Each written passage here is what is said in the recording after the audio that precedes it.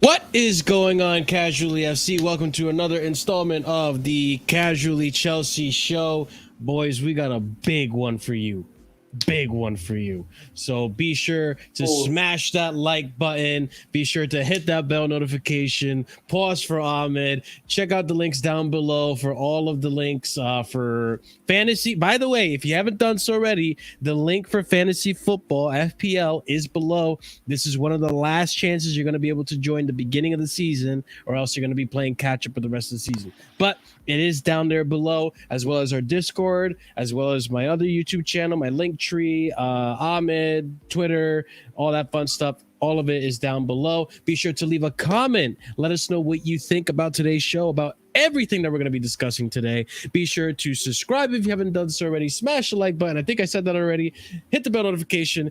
Be sure to check out our memberships. We have 4 different tiers starting at 99p and some awesome emojis that accompany it. And ladies and gents, let's just go ahead and introduce the panel real quick. I'm accompanied by Real Chris, Ahmed, Oliver, myself, Marshall GBDX. We got a proper show for you guys. I hope you guys are excited, and big up to everyone in the chat. Big up to Real Chris. Big up to him using the emojis. Big up to Surfs.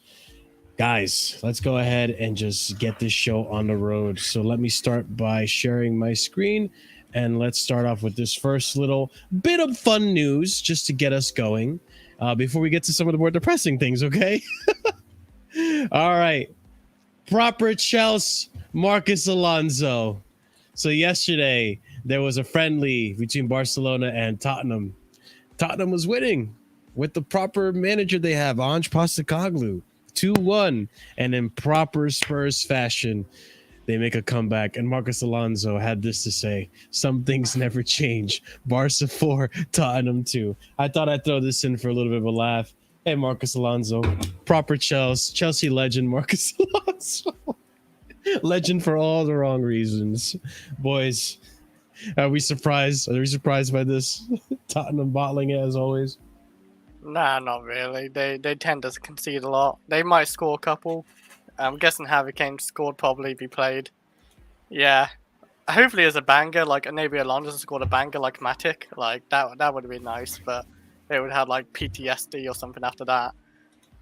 Yeah. It's funny. Typical. I think. Yeah, I find it hilarious that Marcos Alonso, the one who, how did he, like when he was here, felt like he did not want to be at. Yeah, he had standoffs with he had arguments with Lampard. He had an argument with Tuchel. Yeah, because he's too slow, man. This guy was on a coach. This guy had a shower. This guy had a shower, cleaned himself out, and went on a coach when under Lampard, if you remember. Yeah, Lampard as well. I remember as well after I think it's West Brom where he was looking shockingly bad, and Lampard told him to replay the game basically and watch what he did wrong as well, like because he was just he's not gonna do that. It's Marcos Alonso. He's not gonna do that shit. The guy had no legs to run back as well. Like I don't know what it was. Like he's just lazy, or he just I don't know discipline, or he just can't run. Like he's just not meant for running. But God knows how he got. He's a track star. He has got a good shot on him, though. I will give him. He's got a good shot on him. Just to clarify, by the way, Alonso didn't score in this game, and the 2 Spurs goals were actually by Skip. Well done, Skip. Yeah, you know the guy that scored the screamer against us. Yeah, memories. True. But ladies and gents, good to see Marcos Alonso not at Chelsea. I'm okay with seeing him anywhere else but Chelsea. But hey, good to see him still backing us, bringing back some good old memories, some good banter there. But all right, moving on to the next topic is Oliver. I think you know where I'm going to go with this. I'm going to address some hypocritical things that I've been seeing from some loudmouth accounts over on Twitter. So let's start off by pointing out some things, okay?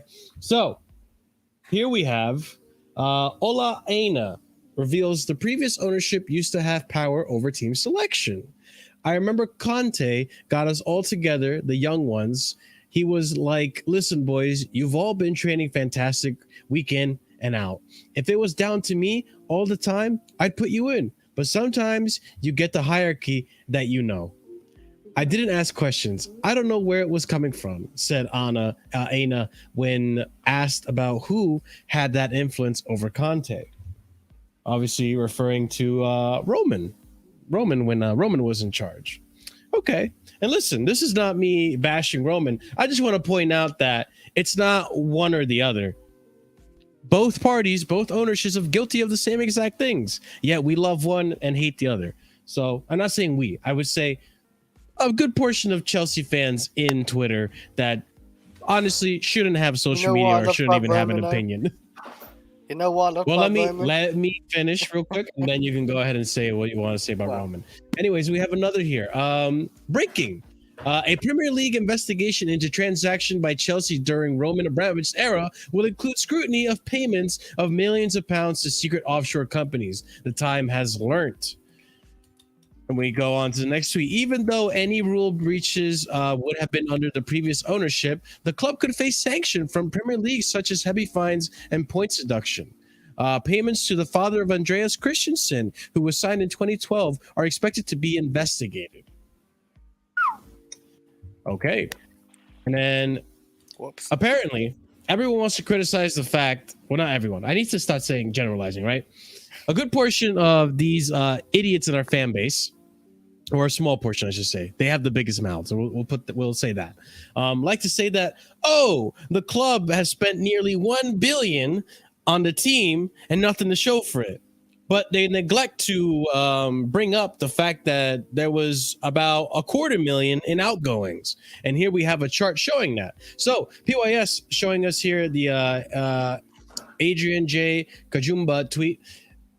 Chelsea Football Club come into 2023 summer window with a priority on clearing out the squad, reducing wage bill, and ultimately reducing size. On 30th July, Adrian report Chelsea had a plan to raise a staggering £280 million in player sales. Fast forward to August, the club has currently generated $214 million in guaranteed sales, with a potential total of $237.9 million after potential add-ons. The emphasis on selling players for cheaper than the club paid shows a willingness to accept mistakes for the better of the squad, no matter if they were under or new ownership.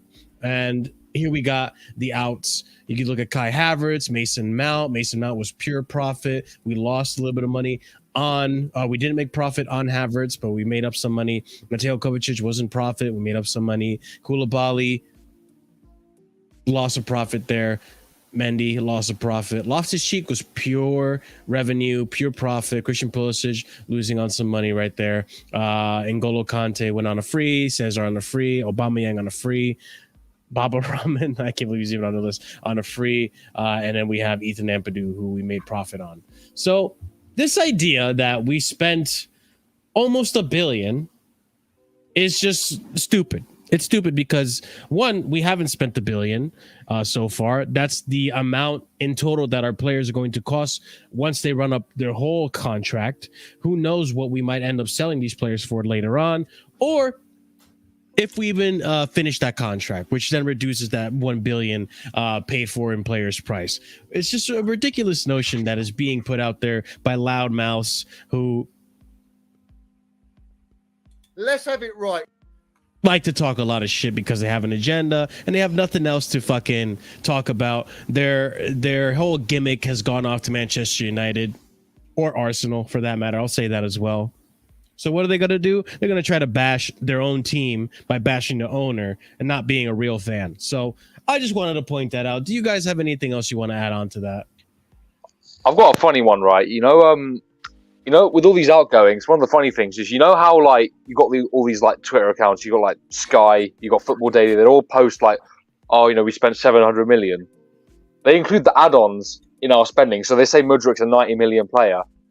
But when it comes to them, when they show the outgoings, they don't include the add-ons. So that's just a funny little thing I've noticed. You know, they say Mount is 55 and not 65 or 60, whatever he is.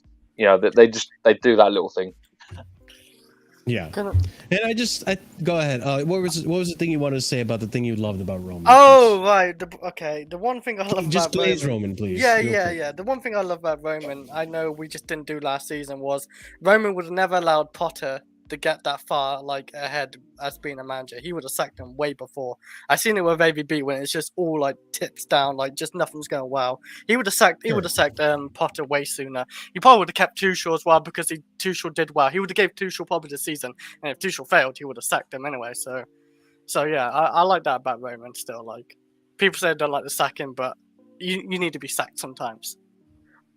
I think it is important though that you consider, like, you look at, so we obviously, apparently we're having this like investigation into payments or whatever. We also had that thing with UEFA where we had like incomplete financial reports. Yeah, this is the second flag now that we had to play. That you had to pay a settlement for. Like, you just got to consider right now some of the accounting from the old regime, particularly near the end, was just shocking. Like the fact that we had.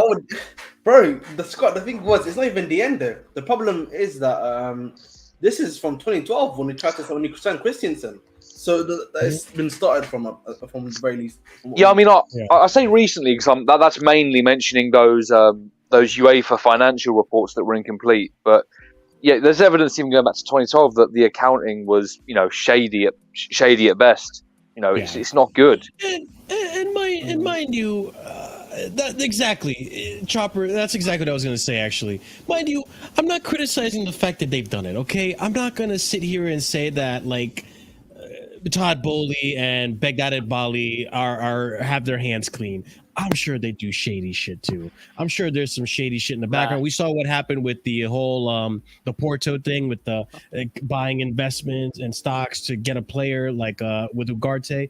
I'm sure that kind of stuff happens. I don't care about that stuff really. Like at the end of the day, Man City does it, Arsenal does it, United definitely do it. Like these clubs do that stuff. It happens in football.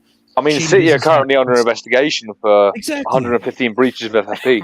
The only reason I bring it up, ladies and gentlemen of the chat, and ladies and gentlemen watching this in the future, is because the hypocrisy that we want to pretend, or not we, fucking minerals, bruv. wants to pretend that Roman was this saint and not a sinner at all, that he was clean slate. He did everything properly, greatest owner of all time, and all this and that, and Begdad, the Siri merchant, Bali, and fucking Todd Lasso Bowley, and all these guys. All they're doing is wrongdoing, and all they're doing is bringing our club down. Oh God! Oh no! Todd Bowley's ruined our club. Oh no!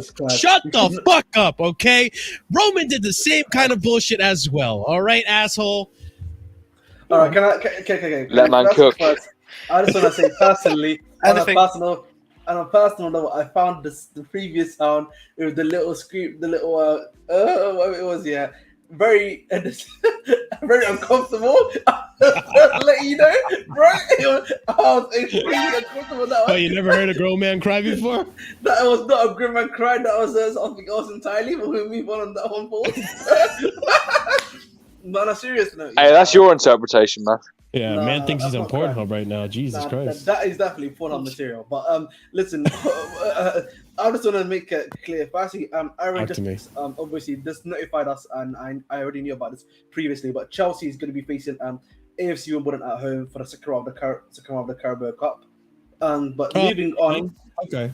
Yeah. So and actually moving on, I just think at the end of the day, obviously the club has already announced this to both UEFA and the Premier League. The Premier League's probably going to be looking at it, but the fact you've already self-reported, you've already left £100 million, in the key for any fines or anything that's going to be happening in regards to that as well, is a good thing. So all of this stuff will eventually get solved. That's what I think is that matters. Listen, I think for me, the point you made about the previous ownership, whether we like it or not, I think the previous ownership, obviously, they won trophies, they did a great job, whether you would like it to say that or not. Yes, maybe not so towards the end, and I think that is, the issue. Until the new ownership start winning stuff, start producing stuff, I don't think they're gonna have the fans. They're gonna have the they're not gonna be on the fans are not gonna be on their side essentially until that happens. I think that's probably what it is at the end of the day, and we know that as well. And that's the but other this- thing too, and it should be that way. I mean, before you go on with your point, Ahmed, it should be That's that way. These owners do need to prove that they're going to be the proper owners for the club. It's good that they're getting all these signings. It's good that they're doing all these things, but at the end of the day, the things that matter is the trophies. We need to get trophies in. We need to start bringing Chelsea back to winning ways, and I think we are stepping forward into the right direction. We do need to see that happen, but until then I you know better than anyone else. This whole panel and this chat, who's been on this channel for a while now, know better than anyone. In this channel, we criticize everyone. We criticize the owners. We criticize Potter. We criticize Poch when that time comes. We'll criticize anyone when the criticism is there. Criticize our favorites. But yeah, we criticize our favorites, exactly. But sometimes we see there are just agendas out there on Twitter, and I just. Sometimes, you know what we do on this channel? We expose the hypocrisy when we see it, and I'm just showing it for you guys to enjoy. Go ahead, Ahmed. I interrupted you midpoint. That's no. Honestly, that's fine. I just think at the end of the day, hopefully we'll all get solved. Hopefully the situation will get sorted out eventually. And listen, I've said to you, as I said to you already, until the new ownership starts winning stuff, these guys will not. The fans will not be. Some of these fans will not be on their side. So start winning trophies, and I'm pretty sure a lot of the fans will be on their side eventually. So that's all, man. Yeah, Simple I as that, agree. really. But there's some breaking news, obviously, as well in regards to. I think Vic's in the chat. I can't lie to you. If that happens, bro, we're going to discuss it later anyway. But if this, some more breaking news. My days. Is it shit. big? Is it? We signed another youth player. Chelsea. No, this right now. Chelsea. Oh God, not now! Don't freeze up now. Lavia. The offer is believed to be nearer Saints' 50 million valuation that Liverpool most recently proposed. Wait, Ahmed, you froze. Did you say we bid for Lavia? Yeah, we bid 50 million for Lavia apparently. Oh, can you send me? Are you copy And pasting? also, Fabrizio had just said. Fabrizio just released right now as well. Chelsea have a big dream to get a Moises Caicedo by Sunday. Either playing or in present, or to present the player at Stamford Bridge. So tomorrow, we'll talk about something's about to happen. I'll pull that Something's about to happen. Bro, he's not playing. He's The not big playing. bomber, listen, he's not playing, but the big bomber is happening tomorrow, bro. I'm letting the man know. Let the streets know. We will be there. 50 Good, minutes. good sir. Can you send me the Do your own thing. Romeo Lavia? I'm trying to do it right now, asshole. Just send it to me. You have it in front of you. I'm not sending you Nish. I'm sending you Nish, mate. I'm sending you Nish. Jesus Christ. Check your Twitter, bro. I'm just kidding, bro. This guy. I'm trying to check the Twitter right now. No, I sent it to you, bro. I actually sent it to you twice. Oh. Oh, it's from TalkSport. Yeah, but that's legit. I'll be honest. Yeah, Pizza Salt. I don't know about that, but hey. No. Me personally. Talk Sport. No, Alex Cook is usually reliable. He's the Alex Cook is usually reliable. Oh, this is the big dream one. I already have this one. Shit. Hold on. 50 million. Here it is. Don't you think that's a bit high? I mean, that's their asking price. Listen. They can ask for that, But again, Chris, you know whose fault is it that we have to bid £50 million for Lavia? Whose fault is it? I have no idea. Like, It's our fault. Yeah, see, he knows. We've left it late. No. Yeah, that's a part. And we set the market precedent last season. Exactly. Thank you, Oliver. We set the market precedent of 50 M's on the last day of the transfer window for Lavia. I'm finding it mad, by the way, that they're not trying to demand more because he's obviously had a season in senior football now. They probably need the money. I think the difference is they need the money. I think. Yeah, 50 million do them a lot. I mean, they just got 30 for Ward-Prowse to a West Ham. Yeah, but okay. But they need to buy players. That's the difference. We have to come back to this because now this makes the Tyler Adams thing confusing. So I'm gonna bring this back when we're gonna cover the Tyler Adams things. But this is really interesting if true. Obviously, there has been. Obviously, we're gonna go through the show, guys. There's gonna be some things that look very questionable, but apparently they were fucking really valid. So, Vic, thank you for breaking that news for us, brother. Thank you, Ahmed, for giving me the link as well. So we'll touch base back on this, but Romeo Lavia bid for 50 million pounds of actually placed. We will see in the end who lied. But big up to Dark. I didn't forget your super chat. Just things happen all at once. $1.99 super chat. Up the Minerals FC. Long way from Starbucks, mate. Yes, I understand. We're a long way from Starbucks, and he's a long way from. I want to make it clear. Dunkin'. I want to make it clear. I'm not a Starbucks man. I'm a bit of a Costa coffee guy myself. Cafe Nero is the one, you know. That's the one you want to be there for. Cafe Nero is the one. If you're a long way from Starbucks, make sure you smash that like button. I'm a bit of water. All right, man. I'm sorry, Jim bro. All right, sorry, Jim bro. You know what I'm saying? Yeah, Chris, you're becoming a Jim bro, man. No, I just always love water before that. Oh, listen, stay hydrated, lads. Stay hydrated. Yeah, there you go. I have those exact same ones, Ahmed. Those are exact same ones. Come on, bro. Man, Chris. Smash the like for Merman, Chris. Man, drinking like a fish out here, bro. Okay, so let's go ahead and go forward with the next story. Oh, you guys are gonna love this. You guys ready for this? Let's go. Is it Kepa? Oh, man. Oh, yes. Anthony Taylor is back. He's gonna referee. Oliver left. He can't do it anymore. We forced Oliver out of the club. It's like Voldemort when he sees him, he fucking vanished. The man looks like Voldemort, I'm not gonna lie. You know what it is though? He has nowhere to hide now. You know what I said? He has nowhere to hide though. Because of the VAR stuff, the on-camera stuff now. He ain't got nowhere to hide, buddy. Ahmed, you know he's gonna find a way. He's gonna ain't find got nowhere to hide them all. The thing that bothers me the most is the fact that the last, I want to say one of the last big games that he refereed for us last season. No, it wasn't last season. It was the season before, the Liverpool game. That was the second or third game of the season. This man had one of the most controversial calls with Reece James when he had the goal line save that hit his leg and then went up to his hand. It was such a controversial call, and then just that game in general was so controversial. And now, for some reason, who's in charge of scheduling the referee? Is this a separate entity, or is it the FA? It's the Pigment goal. It's the referee guy. There's a referee board that does it usually. Who thought it was a good idea? Anthony Taylor, Chelsea, Liverpool, that went swell the last time. Let's just go ahead and do it again. I'll be real. They don't look at their records. They just look at who's the They best fucking available. should. They look at who's the most experienced. Usually, they give the big games to the more experienced referees. It's just I can't. That's why, for example, a lot of the games, you might see a Michael Oliver do a lot of the major PL fixtures, right? You'll see usually him. Sometimes it's Anthony Taylor, and there's another guy that's he decided to go bold recently as well. That Mike Dean. Oh no, not Mike Dean. It's another one. I forget his name. But but I'll look his name up right now. But there's they're going bold. Particular. But Taylor, at the end of the day, I've said to Steve before. Anthony Taylor, he has nowhere to hide now because obviously after the bust up and the crazy shit that happened last season, he can't do the craziness that he keeps on doing. Particularly what did he do last happened season? I remember the Chelsea Tottenham game. Ornstein dagger. That was him? Yes, that was that cunt who did that. What? Ornstein dagger? No Is way. it legit? Lavia. Dagger? It's legit. This club is crazy, man. I swear to God. I need to Chelsea hold is up. crazy, I'm pulling man. this up right now. Anyone This else is want to say wild, anything man. about fucking our friend? Anthony, he's a cunt, man. Anthony Imagine Taylor? being This no, club but is actually it's a crazy club, man. I'm telling you. Ahmed, the bomber came early.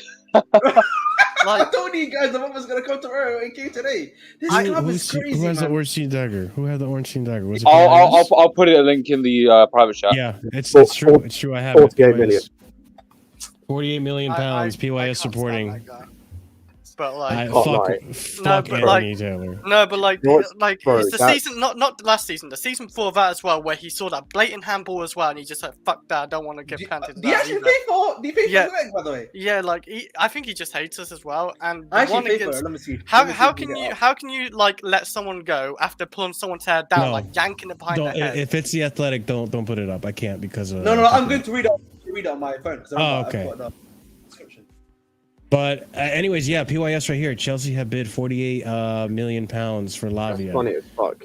That's bro. We're. I don't know if this is intentional. If it's not, we're so unintentionally petty, bro. That's literally 500,000 more than Liverpool bid. I know. We're actually dickheads. I told you, bro. We're actually dickheads, bro. I said to God. The game's the game. You guys at this think point, like, you guys it's think bit it's just a more- better payment structure, probably? Yo, if this gets accepted, yeah, we have actually violated Liverpool. I cannot lie to you. Oh, good. The- Fuck 'em. Because no, because, like, Fabrizio's just confirmed it. yeah, Yeah. what I'm Capping saying, merchants out. if Chelsea have really done this bid, yeah, and we actually get this guy, but Liverpool have been violated by doing 1 million every single week from what we've been seeing. That is. I'm actually curious. so I'm curious nasty. though. If we're going in for Lavia, Then because someone mentioned Tyler this earlier. Adams, Caicedo, what's going on, bro? Yeah. What? Yeah, I'm curious. Are we saying that Santos is going out? Santos has to go out alone now, bro. I don't know. Who's telling Or no, Ahmed. The other thing could be we're not getting a number 10, and we're just playing a 4-3-3. Yeah, Maybe. Yeah. 4-3-3 is a solid formation to To be use as fair, well. though, Also, hang on. Even in that state, surely if we're playing a 4-3-3 in that state, Gallagher's gone. Yippee. but Yeah, then- But you know, No, no, but, Scott, like the point you're making, right? Yeah. Obviously, I was thinking about it. I was actually speaking about the number 10 market on my stream. There's not that many 10s out there. Like I saw, like someone was linking us to Dewsbury-Hall from what's it called, Leicester City. He's not a 10. He's not even a 10. So it's like we're literally so a Leicester club has said, yeah, okay, fuck it, and Nkunku's not here. Yeah. We're just gonna bring these guys in, and it looks like the club is trying to bring in a striker instead of a number 10. I think that might make sense, but we'll see. I know I'm gonna change the title of the stream. I have to. bid for Lavia. There's no way I can't like. Yeah. Yeah, I'm just so a many- little When bit. Fabrizio said it as well. I'm just a bit confused. Well, I'm not against any of these moves, like because I think they're all sick. Like even Adams one. I'm just confused. Like, Bro, You're I actually a don't big know. fan of I'll Adams because take it. I seen him. well, play I with really the- like Adams, for the price involved, for the Yeah, fact 20 that million, he's you can't not going to go wrong be with like this. he's not going to be a first team starter, like, and he's not going to expect to be a first team starter. Southampton have he- tonight received an offer. He's You massively think underrated. he's a I feel like. solid squad player, basically? Oh, 100%. Yeah. He was Leeds up until he got injured last season. About halfway through the season, he was Leeds' best player. I heard a lot end of the season. Maybe it's emotion, so, but Leeds fans are saying he can fuck off and stuff. Like I don't know what it was. I have actually heard a few Leeds fans. So it's like, No, did he do they were something saying that wrong? about McKennie, but McKennie wasn't great. From Was what it I heard. McKennie? They had Yeah. No, McKennie it as was well. McKennie.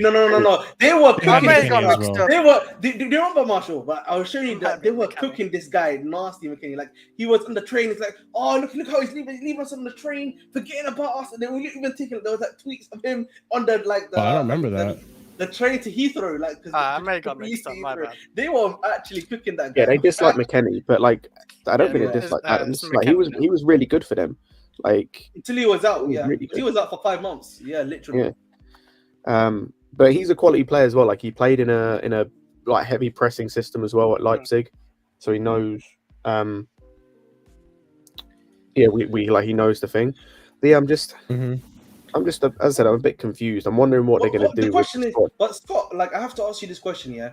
Gallagher, who's gonna buy him? Like West Ham. I don't give a if- fuck. uh, bro. I don't. honestly, We're keeping but Gallagher, he's got- alright? but like the reality of the situation is, yeah, if we do get all these 3 players, hypothetically speaking, where does Gallagher go? West Ham. West Ham. seemingly- And that, West, and no, that but West starting Ham, position. West Ham have the alternative to him though. I feel like Who? they were going after Ward Price. Ward Prowse was the one they were going for. Yeah, but Like, if they lose Paqueta, that's a midfield spot open, and we know what Moyes wants. Like their choice then is McTominay or Gallagher.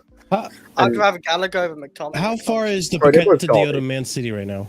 it's they made a looking bid? good, bro. I'll be real. It's not been accepted. Like I think the first bid probably be rejected. I think it's like 70 mil or 75. Probably But they're need to thinking pay like 80, they're gonna push it up to 80. probably if Man City can get it to 80 million, I think they'll get better. 70 And it's, Oh shit! Well, they bought But it for they 50.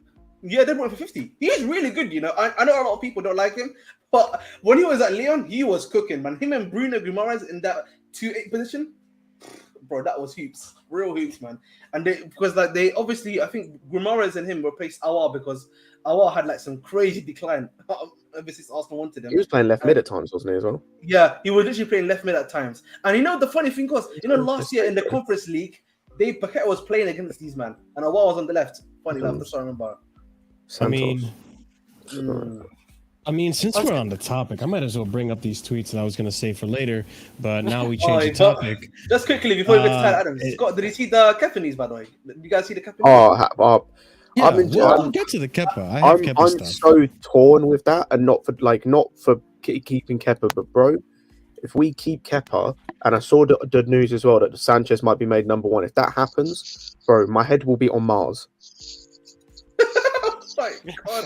So with Chelsea, Matt Law, which by the way, I do want to point out, Matt Law was missing for most of this summer transfer. Oh yeah, he went on holiday. Finally, did he go on holiday, or did he just cry about Mason Mount leaving the club? Quite literally, he actually went on holiday because he did a video with London is Blue. The American podcast. He usually does. He went on holiday for a hot minute. God damn! Because I just realized the other day, I was like, I haven't had Matt Law on any of my things for a hot minute now.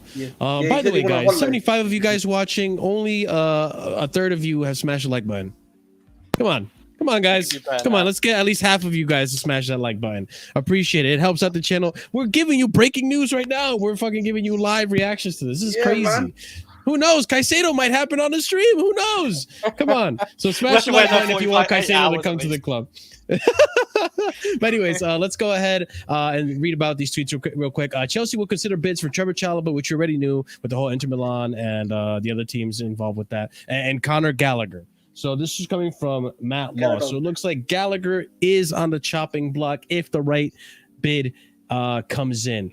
Continuing forward, we have Tyler Adams news. Leeds United's Tyler Adams should be the first of 4 new potential signings at Chelsea. Well, it looks like it's either going to be Tyler Adams or Lavia. So, and then we have right here. Or all 3.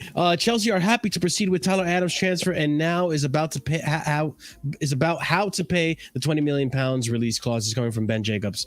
I mean, is this necessary now? If we do get, I mean, I could see what with the whole 10 situation, which we will come back to with the whole Nkunku stuff.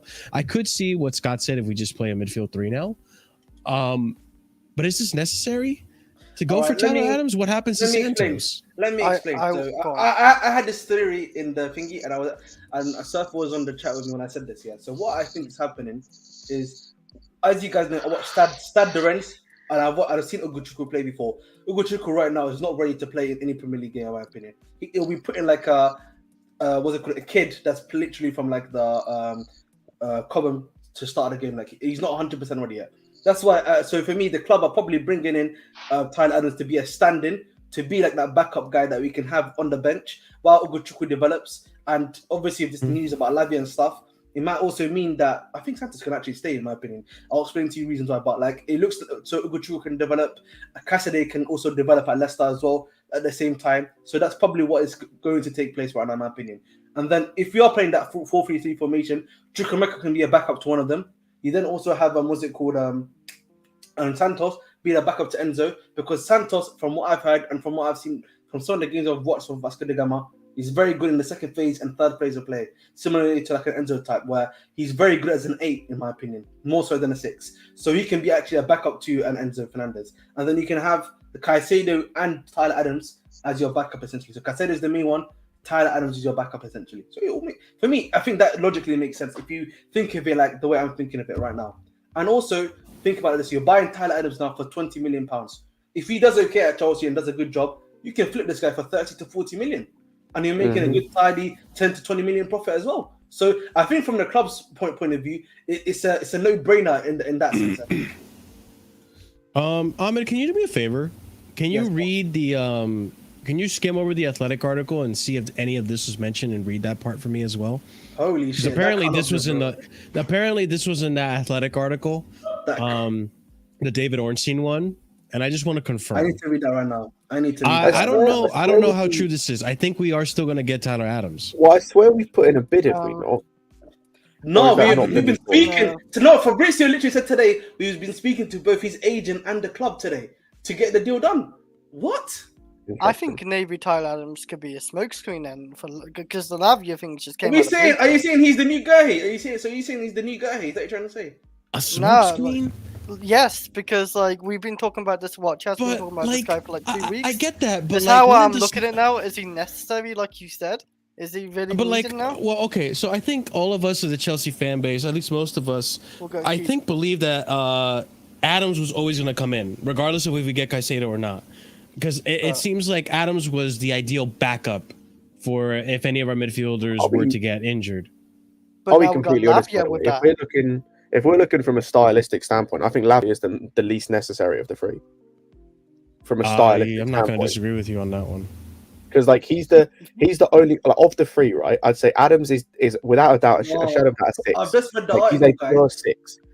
I look at Real Lavia the same way I look at Santos, where like I wouldn't say he's been pigeonholed into a specific position. With where like I feel like he could do the 6 to an extent, he could also do the 8. And so that's where I say we've already kind of got that kind of player stylistically speaking. This is not me speaking bad on Lavia as a player. Again, I'm just talking from a stylistic kind of, just kind of a stylistic standpoint more than anything. Yeah, I'd say it makes more sense for you to get Tyler Adams in, unless Caicedo is an absolute done. Even if he's done, I think still think you need to get Adams in as the backup option, just from a stylistic standpoint. But Ahmed, yeah, what I did you- think. Sorry, I think short read. My bad. Sorry. I think all can work. Because, like I said, if we go to like a 4-3-3, you can have 6 midfielders and have like the backup in each position. So, for example, if you have Enzo as the guy that's slightly further forward, his backup would be Carney.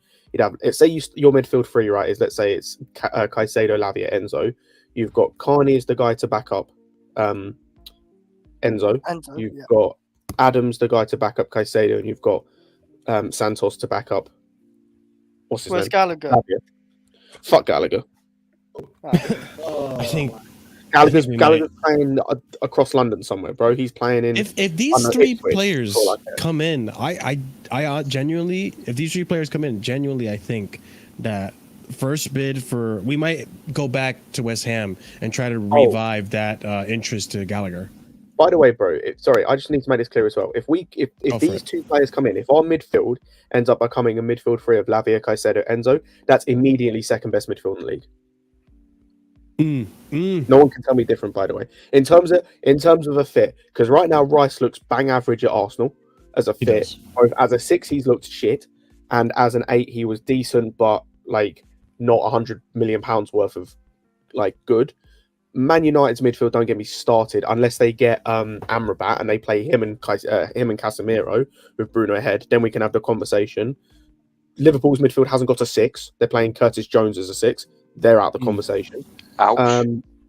Tottenham haven't got a midfield. No. Like, we immediately have the second best midfield, just on paper in the league. Immediately. Ahmed, what did you find in that article? I am really trying to read the article, guys. 1 second, lads. Bear with me. I have to read I'm reading the short read because my friend does short read. So I'm looking at I've just logged into okay. So I was gonna ask you guys about Lavia. Doesn't he want Liverpool more though? Like, even if we are to match a bid, is the player gonna choose Liverpool over Chelsea or Chelsea over Liverpool? He cares. I'd be real. I don't think he cares because we already spoke to him. Yeah. We already spoke to him last window. Last summer. At the end of the window, and we've got the guy that brought him to Southampton. So like, and who I want to say he worked with him at City, didn't he? I assume so because he brought him to Southampton. So we've got someone in our like scouting or in our recruitment kind of system or group of people who like knows him well, gave him his shot. The former City guy. What's his name? Joe Shields. Like, we've already got him, so like it just makes sense. And I'll be real, I don't think it's a case of. I think he's just wanting to. I think he just wants that next step, wherever that is. I don't think it's a case of like he wants. It's not a case of like, for example, Rafinha, where he wanted Barca over all other teams. There was no one else but Barcelona. I think this is just a case of he wants the next step. And right up until tonight, it looked like Liverpool was that next step, but now it looks like there's another option. And I'll be real, I'll be real, for his development as a player, as I mentioned earlier, right now as a 6, I'm not convinced with Lavia. There's certain things, especially defensively, that I'm not set on with him. I think for him, his development will be better at Chelsea than under Liverpool because of the system he's going to be playing in, because of the the position he's going to be playing in and who he's going to be playing. Actually, not necessarily who he's going to be playing with, because he still would be playing with good players, but specifically like the system he's going to be playing in and where he's going to be playing positionally speaking. I think that's better for his development than playing in that Liverpool system. Because him being in that Liverpool system, considering his worst attribute, considering his worst attribute is his positioning defensively, and he's going to be the 6 in that Liverpool system playing with Szoboszlai and McAllister.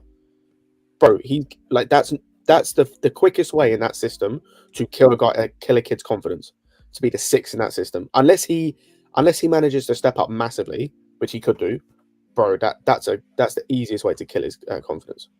Yeah, I just want to say this right now, guys, quickly. I read the article myself. The article is really short. I've not read anything about Friday.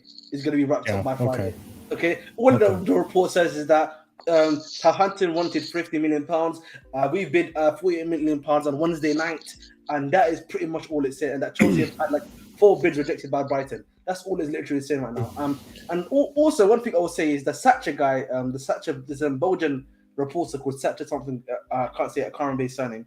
He was saying in the report of like what's it called? Lavia told Chelsea that he only wants Liverpool essentially, and that's why Chelsea are not bidding. So unless Chelsea are bidding now for 48 million, it must mean that Lavia told them, listen, I want to come to the club now. And maybe because of the fact that Liverpool have been pissing about essentially with what they've been doing. You know what I'm saying? Going from True, yeah, they haven't done this to 45 to 46 million. So they've been taking the piss essentially.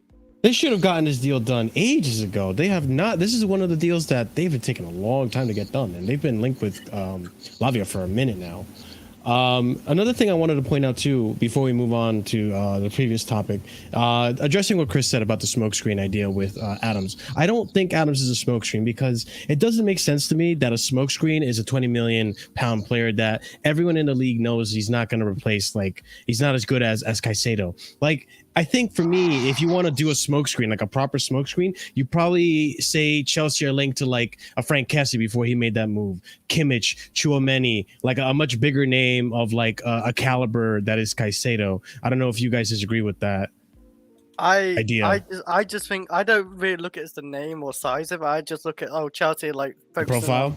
Just focus on on this midfield, and possibly they're not gonna go for 2 midfielders, and they know we're looking at Caicedo as well. Like Caicedo we're in a mix with, so Chelsea go for 3, like that's a bit unheard of, but I think it's a bit of a smoke screen. There's 2 tweets on this, by the way, that I've just seen. I assume I'm seeing them as well because they've been posting a group chat we're in. Take these with a pinch of salt because I don't know how reliable these are, right? But apparently Chelsea have made progress in talks to sign Moises Caicedo, and they're demanding 90 mil with a further 10 million in add-ons, which I'll be real, isn't that bad considering what we've bid so far. Yeah. And then another tweet has said a trusted source tells us Leeds and USMNT midfielder Tyler Adams will be signing for Chelsea subject to a medical 20 million fee based on his release clause. And yeah, that's basically the tweet. So again, take those with a pinch of salt because I don't know how reliable they are, the sources. Yeah, but the Thatcher guy, the Thatcher guy I was talking about, the Belgian guy, who's like a pretty reliable Belgian reporter. He said the only thing I can tell to LFC fans to reassure them is that the Belgian midfielder was clear about his desire to move to Liverpool FC until this evening. Now the next hours will show us if the player changes his mind on this or not. So I don't know what that means, but hey, interesting. Also, it's I was already confident about the Liverpool game, but if that's true, what it said about like if we're getting them done by Friday, at least one of these done by Friday, that we should be walking that Liverpool game. They don't have a 6; they're a mess defensively. Do you think say for example? Do you think they both start? Like, I think one of them needs to start personally because I just don't feel. Right now, I think one of them has to start, right? But we should be beating Liverpool. I already think we will beat Liverpool anyway, even with our midfield as it is, even with the 2 teams as they are. But simply because, as I said, they've got no 6 in that team, and they've got like no other midfielders. They have to play a midfield 3 pretty much of Jones, Szoboszlai, McAllister. Like apart from Harvey Elliott, I can't think of any. And that Setic, or whatever his name is. I can't think of any other midfielders they have. So. I think we have a good chance against them too, actually, because like we got a decent attack, they got definitely a good attack, we got a better defense than them. Keeper, they got a better keeper than us, but yeah, I think we'll have them as well. Like actually, and especially if we have a midfielder coming in, I think it'd be over for him as well. Like you said, if he starts like Lavia. But if we get Tyler Adams and Lavia and Caicedo, I'll be all for it as well. Like I think it's maybe a smokescreen, maybe, but I'll be for it. If we get all three, I'll take it. Go on, Marshall. Sorry. Yeah, I think that'd be really heavily reinforcing that midfield, which we've needed to address for years now, and I think this would be the overhaul that we need. Seriously. So I if we get all three, I'm over the moon. That's more than I expected. I only expected Caicedo, and that was enough to make me happy. You know, I'm gonna be real. If we get those three, regardless of what happens with the goalkeeper and my kind of disappointment in that area, this immediately becomes a 10 out of 10 window if we get those three players. Yeah, I'm gonna be real, guys. You know, I've always maintained that our defense has always been a very good. Even when we were like really bad at 12th place, our defense was still in the top 5 defenses in the league. Somehow, I do not understand to this day how we fluked that one. But part of our defense is that we've got good young defenders. If we get that midfield, listen, man. I don't know about the strike force. It might have to be another sticky Tuchel one where we had to. No, like Ahmed, I don't care. Like if we get these three players. I'm saying it now. If we get these three players, no. If we get these three players, if that is our midfield going forward until at least January, until Nkunku's back, then we just see what's happening after that. If that happens, it's 4th minimum. I'm even thinking 3rd minimum. Wow. Boys, hype in the chat. Use those emojis. Hype in the chat. This is a big if all of these three happen. Even if 2 of them happen, Caicedo and Lavia happen, I'm probably still going to be there. But I've just talked, like, if we get these 2 players, that midfield 3 is the 2nd best midfield, in my opinion, in the Premier League, in terms of stylistically and how they all link together. Not just talking on talent. And also, there is no reason. Also, go and look at our defense. You've got Benoit's back. I was going to say, you've got 4. You've got definitely 3, potentially 4. I'm not including Disassi. We don't know what he's going to be like. But you've got 3, potentially 4, depending on how you look on a couple of players, quality centre-backs. The only area of our entire team that I have a question mark about is left-back and goalkeeper, but it is what it is. There is no reason, striker a little bit too. There is no reason why, like, this may change again depending on what other teams do, but right now there is no reason why we should not be finishing in the top 4 minimum, potentially top 3. Oh my God. Joe Shields involved in Lavia pursuit. Caicedo still on, apparently. So don't look at other teams and tell me that they're like, I'm sorry, but Man United are relying on one guy to score their goals. We don't know what Højlund's going to be.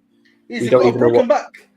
I was going to say, we don't even know what their midfield. We don't even know what their midfield's going to look like. Like, Arsenal looked decent, but again, we don't really know what their midfield's going to look like going forward. Tottenham don't even chat to me about Tottenham. I like Tottenham, but right now they have no midfield. They barely have a strike force at the moment. We don't know what's happening with Kane. The only team that should be finishing above us definitely is City, potentially Arsenal, just because like their squad is a bit more together and have had more time together. Apart from that, Liverpool don't chat to me. Tottenham don't chat to me. United's got a good team. United's got a good team with a good man. United don't chat to me about United, bro. Like, I'm sorry, if we get this midfield 3, you're on the smoke after that, bro. Do you know how much control we have that midfield? I don't think you understand, Chris. If we get that, I listen. You know what? Yeah, me and Marshall were laughing about. I guess Borussia Dortmund. We were laughing. There was no control in that midfield, bro. Yeah. Get that midfield control. FC. I was going to say, we're winning the World Cup. We're in the World Cup. If at this point, bro, like if we can't do anything, like, if we can't get control of that midfield, if we still can't do anything, bro, we have some Yaya Toure level judge on this team, bro, on this club. At that point, it might be time to just like throw the towel in, bro. We got some judge on this club. What's your hand? It's already looking bad. Go on, Marshall. Go. No, I was going to say, before we go on to the next topic, because we have a lot to talk about, boys. This is only the tip of the iceberg that we have just touched. There's a whole mountain that we need to climb down, okay?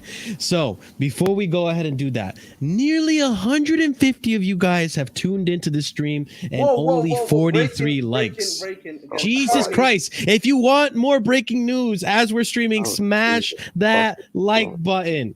let's have it right. Go ahead. Apparently, they're trying to bring in 2 midfielders alongside Caicedo. So the rumor of us changing to 4-3-3 is looking like it's true now. So it's going to be 4-3-3. Bro, and I'm gonna be real. That just makes sense. If, like we said, yeah. look at the 10 market. Like, I still don't believe Kudus is a 10. Like, I still don't believe that's his He's best a right position. winger, man. He's a right winger. He's a right winger. Yeah. Like, Cherky, I think it works best as a 10, but they don't want him because of attitude problems, bullshit, or work rate bullshit, whatever.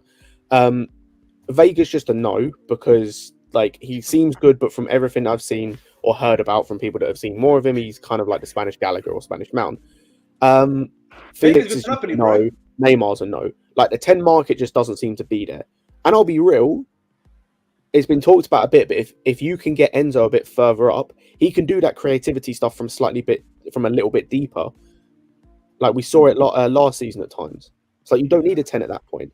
I mean, fuck Bro, it. Since I we're can't on the lie to you, topic of man. a 10, real quick. Let's go on to this next topic because I got to get this show. We got to make some progress. We might as well talk about this since we're on Vega, the by the topic way, of a just 10. quickly. Just quickly, Go for Vega it. is going to Napoli. Felix. Napoli are in constant contact. They're trying to get Vega to Napoli because Dude, this what's his transfer name? window right now. The Polish kid Zielinski is going to Saudi Arabia, so they're trying to replace Zielinski with him. Is he? Yeah, Tic-tac. This transfer Tic-tac. window right now is moving mad. Okay, Tic-tac. ladies and gents, let's go on to the Nkunku topic. This is something I wanted to bring up, and especially now that you're here, Scott, let's discuss this because it's been blowing up all over Twitter. Christopher Nkunku is understood to have sustained a meniscus damage to his left knee, but sources remain hopeful it will be weeks rather than months. That was obviously an older tweet. We now have an update from Chelsea Football Club right here. Let me just zoom in right here. Chelsea Football Club today released the following statement about Christopher Nkunku. Nkunku has sustained a knee injury, which will rule out the forward for the extended period. The 25-year-old has undergone an operation and will now begin the rehabilitation program with the club medical department. So it sucks to hear. He's going to be out for a while. We have Matt Law here with more details. Nkunku underwent surgery on his knee this morning and is likely to be out for 16 weeks, 3.5 months before he can resume training. Unlikely to play before December. So it looks like he's going to be out until basically December, maybe January if we're lucky. So yeah, that brings us to this next topic. Well, actually, before we move on to that, potential Christopher Nkunku injury could change some Chelsea plans this summer. Lukaku, Vlahovic talks are ongoing, and more will happen in the next few days. We have an update on that as well. We will come back to this. It will be interesting to see how Chelsea react in the transfer market, and I think we just discussed how they reacted. A bid for Lavia. So now, this is the topic I wanted to bring up, and I think it's a very valid discussion we're about to have. Chelsea need a number 10 who is available immediately and can also cover on the wing. Imagine the link-up play between Felix and Jackson. We saw Felix also had a good connection with Enzo last season. Loan with an option to buy, please. This is a PYS opinion, and it started a lot of discussion, which we're going to get into as well. I will also mention here, João Felix is open to a return to Chelsea, but the club haven't changed their opinion today, even with Nkunku injury. Now, let me say, he's open to the idea because he doesn't want to be Atletico Madrid. I think he's open to any club as long as it's not Atletico Madrid and it's in Europe. Now, as much as, and Alexis, I love you, bro. You've been going crazy and adamant about Felix. The guy loves Felix. As much as I like the flair factor and how aesthetically pleasing it is to watch Felix, the output wasn't necessarily there enough to convince me. And it's not so much to convince me. If he were cheaper, he was more affordable, if he was more friendlier to our budget, I'd be all for it. But the thing is, he's not. The club went around, what, 100 mil? Near 100 mil. 120 euros or pounds. It doesn't matter. It's a lot of money, regardless. I saw 120 something. Maybe, yeah. It is a lot of money. Don't get me wrong. I like what Felix could provide to the club, but for that money, we got Nkunku for half the price, and he was just as effective, if not more effective. Now he's injured, obviously. I don't think panic buying for Felix is the answer. Plus, we've heard Poch says he's not interested in this guy. Maybe it's a work ethic. Maybe it's a style of play. I don't know. I think he's a good player. Don't get me wrong. But for that price, I think save your pennies, guys. Let's go for more important roles like Caicedo, Lavia for one, the midfield. I don't think going for Felix is the right answer. The thing is, Marshall, as well, like it's not even just like buying him that's a problem. Like, because I know a lot of people have even been saying, "Oh, if we're not convinced about buying him, then let's just loan him for another season." That's 30 million euros if you add it all up, fees plus wages. So, that works out as not being worth it either. Yeah. I would say I like Felix, right? Like, I do like him as a player. I think he was effective. I think last season he's judged harshly. I'm not saying he was amazing, but I think last season he's judged a bit harshly, considering the state of the squad. And Big up, bro. I think he did have a positive impact last season. The problem is, if there was any possibility of him staying, from either the club seeing it as a possibility in terms of them wanting to do it or the manager, they would have extended the loan before he left. Like, he left, like, what, 2 months ago to to go back, or no, it was a month ago, because it would have been at the end of June when the loan actually ended. But we've known for like a couple months he's not going to be extended. Why would they now go back in for him to loan him? As I said, it's considering they've been looking at other midfield options as the 10, especially like Vega for a while. We'd have just kept him on loan. And again, this is coming from someone who likes Felix. I think he would do well, but it's just not happening at this point. Like, they're not going to go back in for him. And I think as we've seen, they might have found a different way to work it out in terms of where, we just change formations. And then we've got guys like Chukwuemeka or like Maatsen, who look like they're being tried out for that role, who, if we go to this shape we're going to, it gives them a bit more license to have less pressure on them, have a bit more freedom to do what they do best. So, you're not putting pressure on. Also, on the 10 thing, by the way, just before you go, am I the only one who actually, like, it sucks that Nkunku's out? I don't think I'm as down about it as other Chelsea fans. Yeah. Because go ahead, Scott. I would say, just because for me, like, in pre-season, I don't think he was incredible. I think he was good, but I don't think he was incredible to the point. Like, I don't think he was on the same level as like Jackson. Like, if Jackson get injured now, if Jackson got injured now, bro, I'm shitting myself. If Jackson got injured now, we're cooked. We are actually cooked.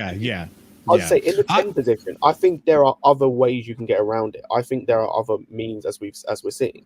I'm actually not as worried about this. It sucks for him, and it sucks we're not going to see him as much. Yeah, of course. I'm not as worried about it as so. Other sorry, Marshall. I think with Nkunku, like, it comes down to this really. Like, he seemed a bit isolated in the team, and the main takeaway you get from preseason is probably his instinct for goal. Not really the link-up play and all that. He was effective, but like unlike effective. That's a I'm good so word. happy. I'm so happy you said that, Scott, because I thought it was a hot take, and I kind of was thinking the same thing. Like, listen, it's a big negative for us that we lost a 10 in Nkunku, and like I said, he's effective. He was managing to score goals and get assists. He wasn't like. It looked like he still needed time to mesh with the team. He wasn't like super prominent on the pitch. He wasn't like a standout like Jackson, for example, who like this guy touches the ball and you're almost thinking like it's a guaranteed goal.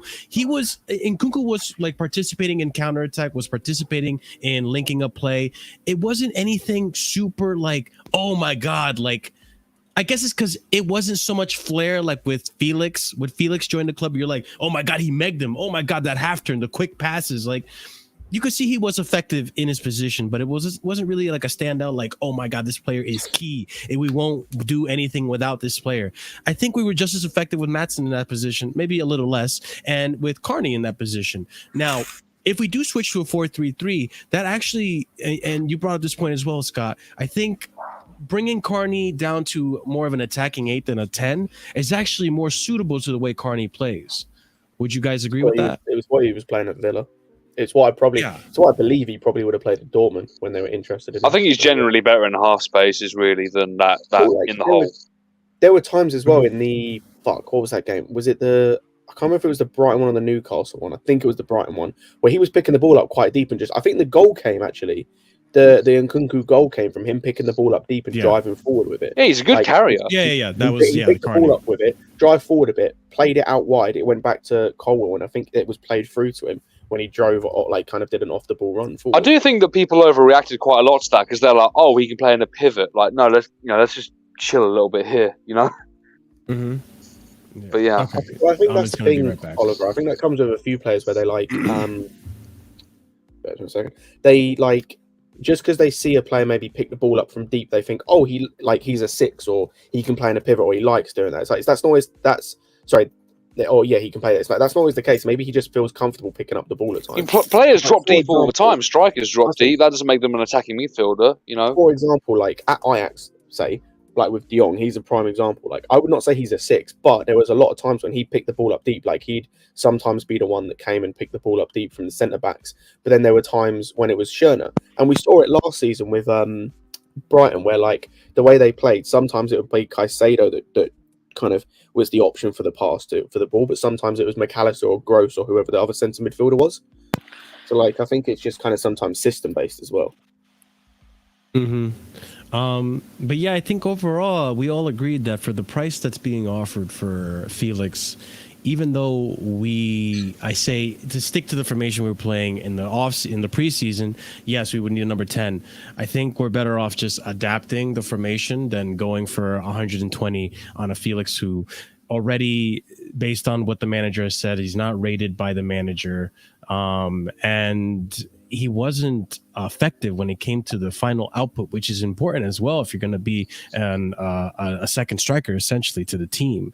Don't get me wrong, I like watching Felix play, but that's about the extent of it.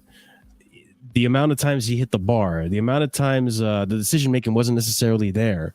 You know, like obviously there was a small pool, a sample pool. There was only half a season. Maybe he needed more time to gel. Like it wasn't. Who knows? But again, you're looking at that price and you're wondering, is it going to be worth dishing out that money? I will say, Marshall, just on a side note, this kind of goes to Felix and a few other players I've just seen like mentioned on Twitter. Sure. I do find it hilarious how hypocritical Chelsea Twitter is. And I saw you. I was kind of, when I was on my way home, I tuned into the stream a little bit, and I saw one of the things was about like fan hypocrisy. And I don't know if this got talked about, but like I find it so funny about how hypocritical the fan base is sometimes, where like they'll give certain players last season off, but they won't give other players. Sure. There's 2 players that come to mind immediately, but like, and people will probably be able to work out who I'm talking about. But like, I just find it so hilarious that some people will give a leeway to certain players from last season, but they won't give leeway to other players. I think another hypocrisy I notice is like, you know, we want to do back the gaffer when it suits the narrative and we're getting Haaland, but when it's Felix and the manager doesn't want him, we're not backing him. No, we should get him. Like, true. You know. Absolutely but true. the back the gaffer thing should never be 100% back the gaffer in every situation. Yeah, of course. At that point, you're just a sheep. At that point, you're just a sheep. At that, like, you can have your own personal opinions. Like, for example, like all that stuff that came out about Pochettino liking Kepa. If that's the case, I think he's wrong, and I think he'll be proven wrong in the end. And I stand by that. The best example is with Mount, the Mason Mount stuff. So, and that's the thing is like the manager can have his preference. It comes back to Tuchel as well. Like, I'll be completely honest. We're going to get on that in a moment when we talk about Kepa. I'll be completely honest, and I've said this for a while. His talent ID, it sucks. It's awful. Like, it's straight up shit. His talent ID when it comes to transfers is shit. I completely understand why he never got involved. He didn't want to get involved in transfers because his talent ID sucks. There's no smoke without fire, you know. True.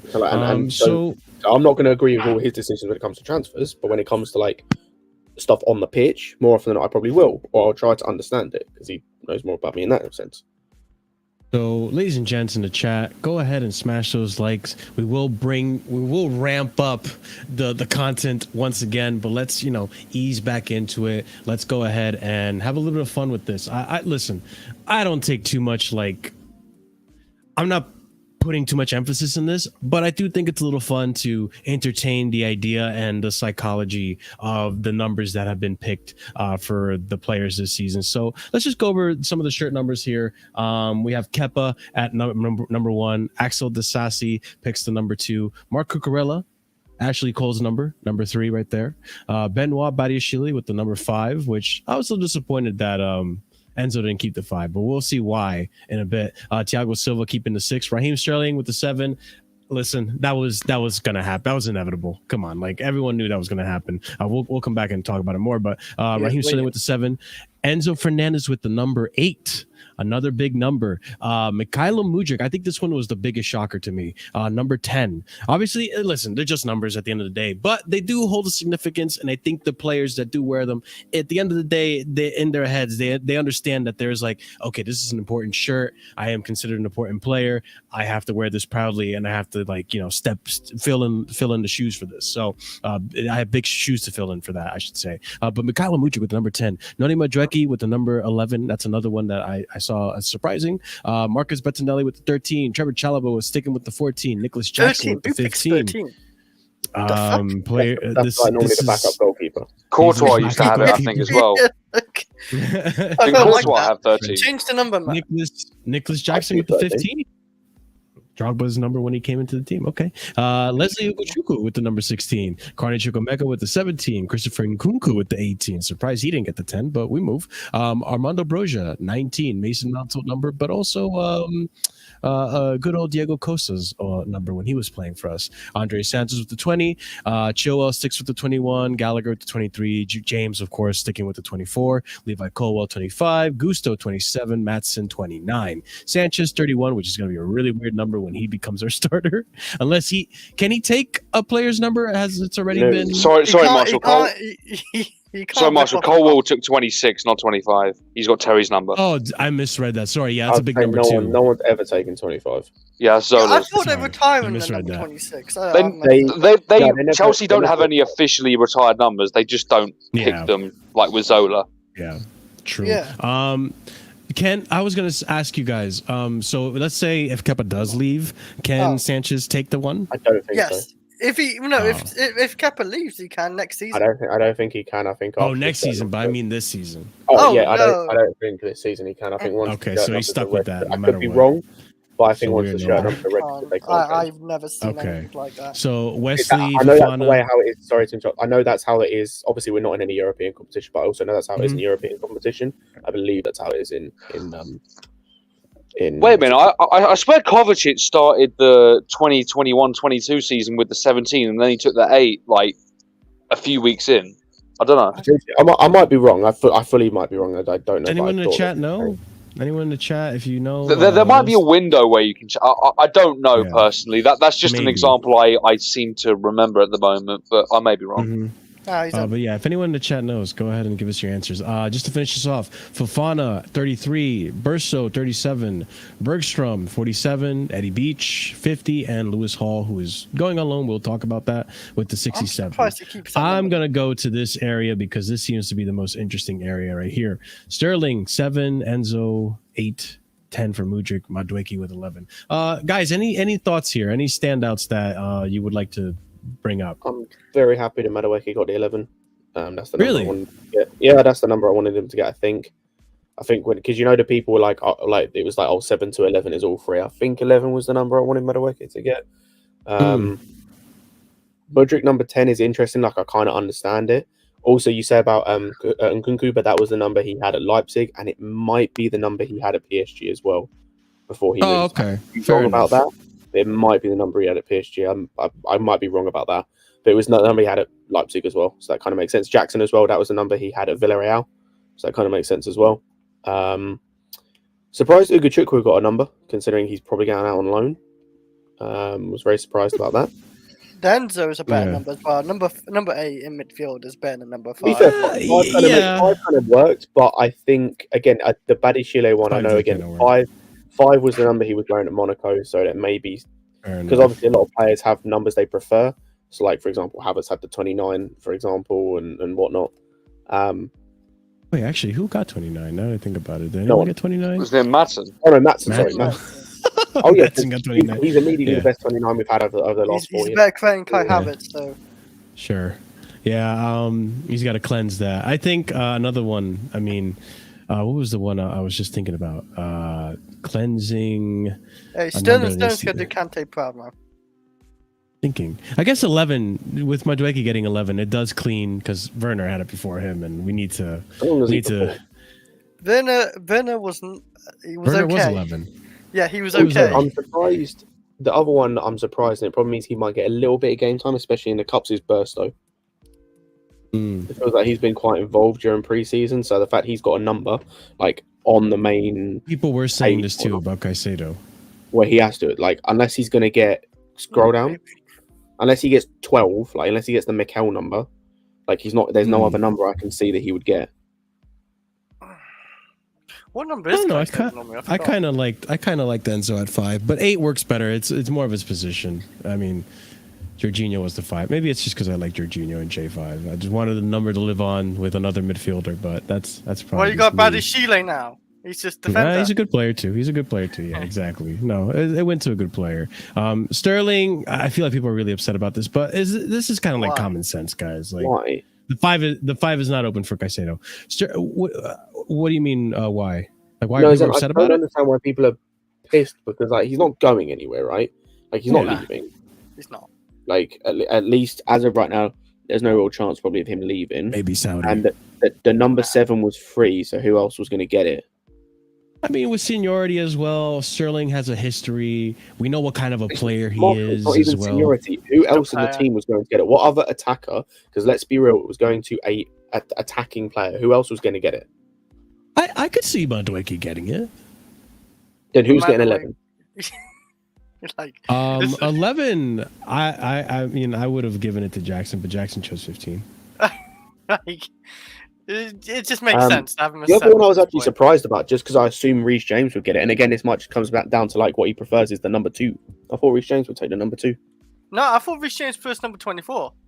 That's what I'm saying. Maybe it's a case of he just prefers it. Because he Because wasn't like, He just number wants to 2 stick with it. He wants to make this Wigan number at the famous. Kiva. You see that happening Yeah, nowadays. Number with 2 a- is Ivanovic, right? I like the number 24, man.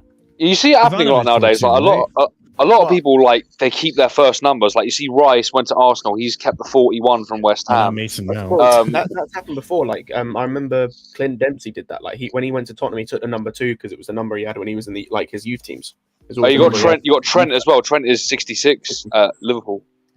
Yeah. Whenever I used to play, was it called Sunday League? Always kept had. Well, 35 as my number. What do you say about Say that Ivanovic, again, sorry? Ahmed.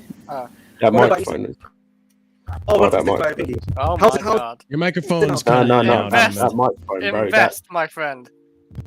No, No, just it's not- plug it it's in, not plug it my- back man in. is a professional YouTuber. What was you and going he to say has about this level of Ivanovic, sorry? What I'm thinking? I said, isn't How's it going Ivanovic now? number 2, or wasn't Yes, he number 2 when he he was Yeah, number, at Chelsea, he was Yeah, number yeah. 2, yes. Yeah, he was. Yes. And then But he doesn't need to be number Rudiger 2. took it after that, I think. Yeah, Oh, we haven't true, had and one- Rudiger, We haven't yeah. had one for Rudiger. But no, True. I like the number 24. I actually love the number 24 because of Reece James. Because I actually like looking at it, especially on Reece James, because he just made it as what it is. You know what? I'll be honest. With Enzo as a number 8, I would love to wear that on the back of my kit. And the number Yeah. 8 Enzo kit, I think Oh, Lewis, that's perfect. Now when you think about it, you know. Better than number 5. Yeah. I think Enzo's an 8 suits him better. He Yeah, is, now that I mate, think like, I'm coming he's- around to he's it. Box to box. But yeah, Sterling number 7. This is not surprising. I don't know why people are upset about this. The No, Mikhailo Mudryk, big shoes to fill, to be honest. But I think he might be able to do it. I think he's got the potential to do it. He's looked I really think good. with Mudryk, what I would have done, like, I've been watching Lewis's streams, and the good point that he makes is with the number 9, you shouldn't get that until you've like, had a 25 goal season for Chelsea. True. I That's think good a point. similar logic should be applied to the number 10. You know, we've had some great players have that number. You know, most notably, Hazard. You need to show something to earn that number 10. But who knows? Maybe Mudryk lives up to it. You know, he's had a good pre-season, so I think so too. He's been wishing him all the working best for really the hard. season. Hopefully, he carries it on. That guy's been working really hard in preseason and He even has, after yeah. training. So I'd like to see what's going to happen with this kid. Ahmed, if your mic is working, do you think Nicholas Jackson 15 is a coincidence? How's it sounding now? Oh, Sounds okay. alright. Yeah, because the wind. No, because I had my Akin wind. That was what was causing the problem. But yeah, man. Okay. Listen, sorry. I had to leave. I had to make a little quick video. So that's why It's I all had to good. literally just leave quickly. This man, but just tell me honest- about fucking Nicholas Jackson.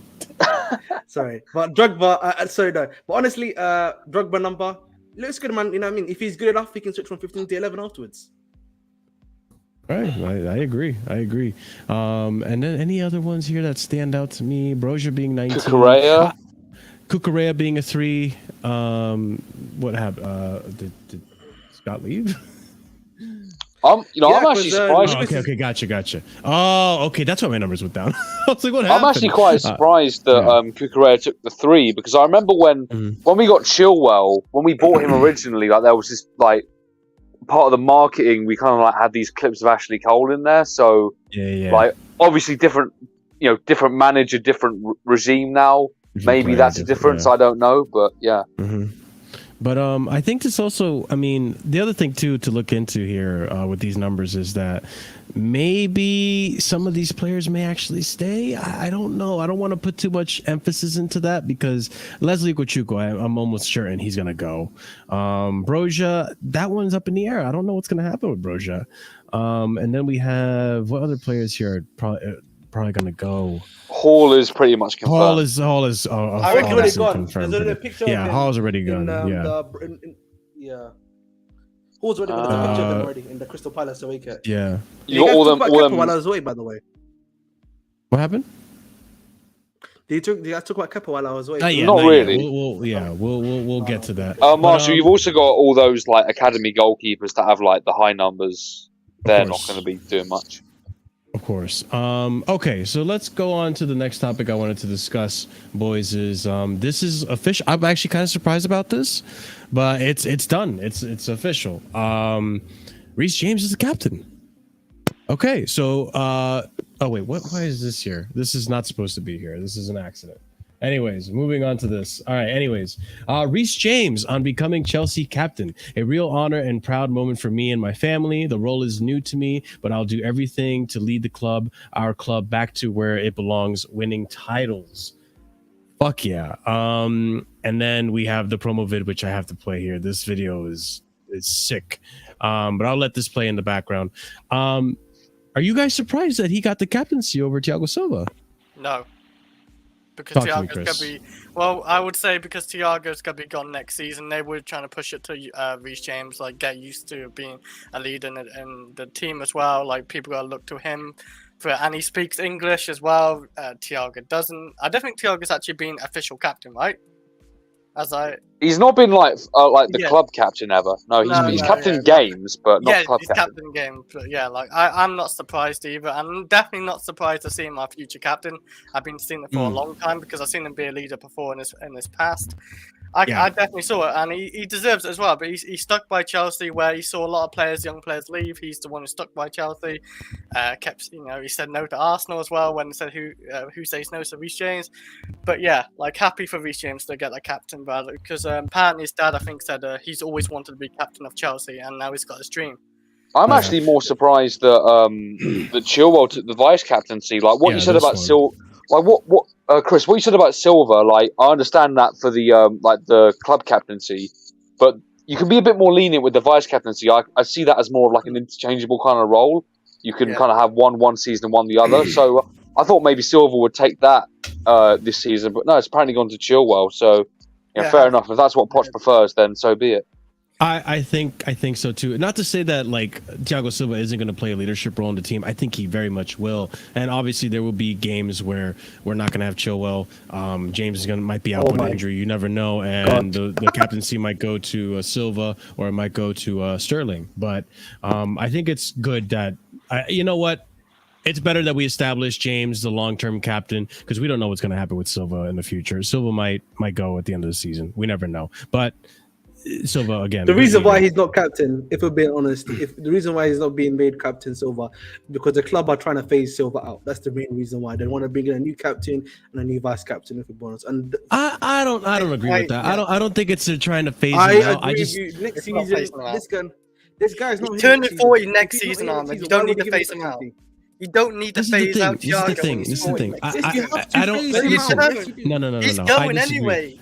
I don't think it's about phasing him out. I think it's about the uncertainty of his future. We don't know how well he's going to perform this season. If he performs to the level and is still as good as he was last season, then he gets another contract extension. I don't think I don't think he gets deprived of a contract extension. But when it comes to, I think there's just uncertainty. And when it comes to Reece James, you know he's going to be here for the long haul.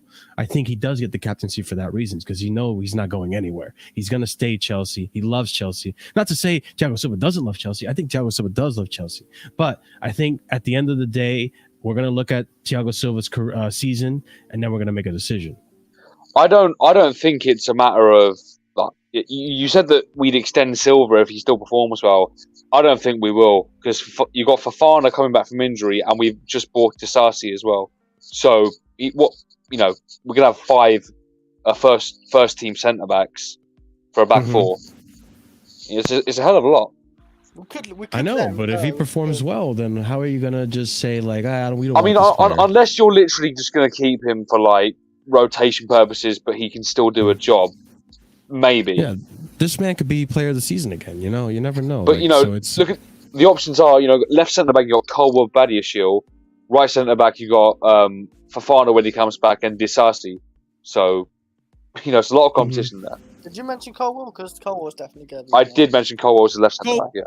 I think Colwell is another one too that isn't in contention, but we'll see what happens with him on the long run as well. Like we'll see how he steps up as a leadership role. But I could see it. Wait, you can see Colwell as a captain? Like I don't know how. In the future. Well, I don't know how because Reece is not much older than him, is he? Well, no, I can see him like as a captain. Reece is like 3 or 4 years older than him. Yeah, I think Reece will be the captain, like Terry, like he's always going to be the captain. But then in the team, there's always other captains. There's always the leaders. Yes, we have the leaders. He's going to be a captain's option. Yeah, he's going to be. Yeah, that's what I mean. Yeah, I want more leaders. But yeah, I'm happy. I'm happy with this this choice. Obviously, Reece James deserves it. But let's go ahead and discuss the next topic, which is the shirt sponsor. This is awesome. We finally have a shirt sponsor. So let's discuss this. So I don't know why people entertain these tweets, and it sucks too because we have like big Chelsea voices, ones that we like. You know what? I'm just gonna keep it a buck. Other side of the coin, reacting to this and getting upset. We see other YouTube personalities also getting so reactionary, upset about this. Bro, come on! Like, look at who this is coming from. Mirror.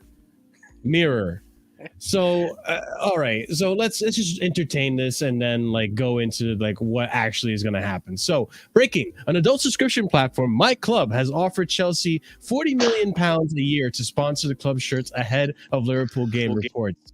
The adults website president Mike Ford, you're echoing, Oliver.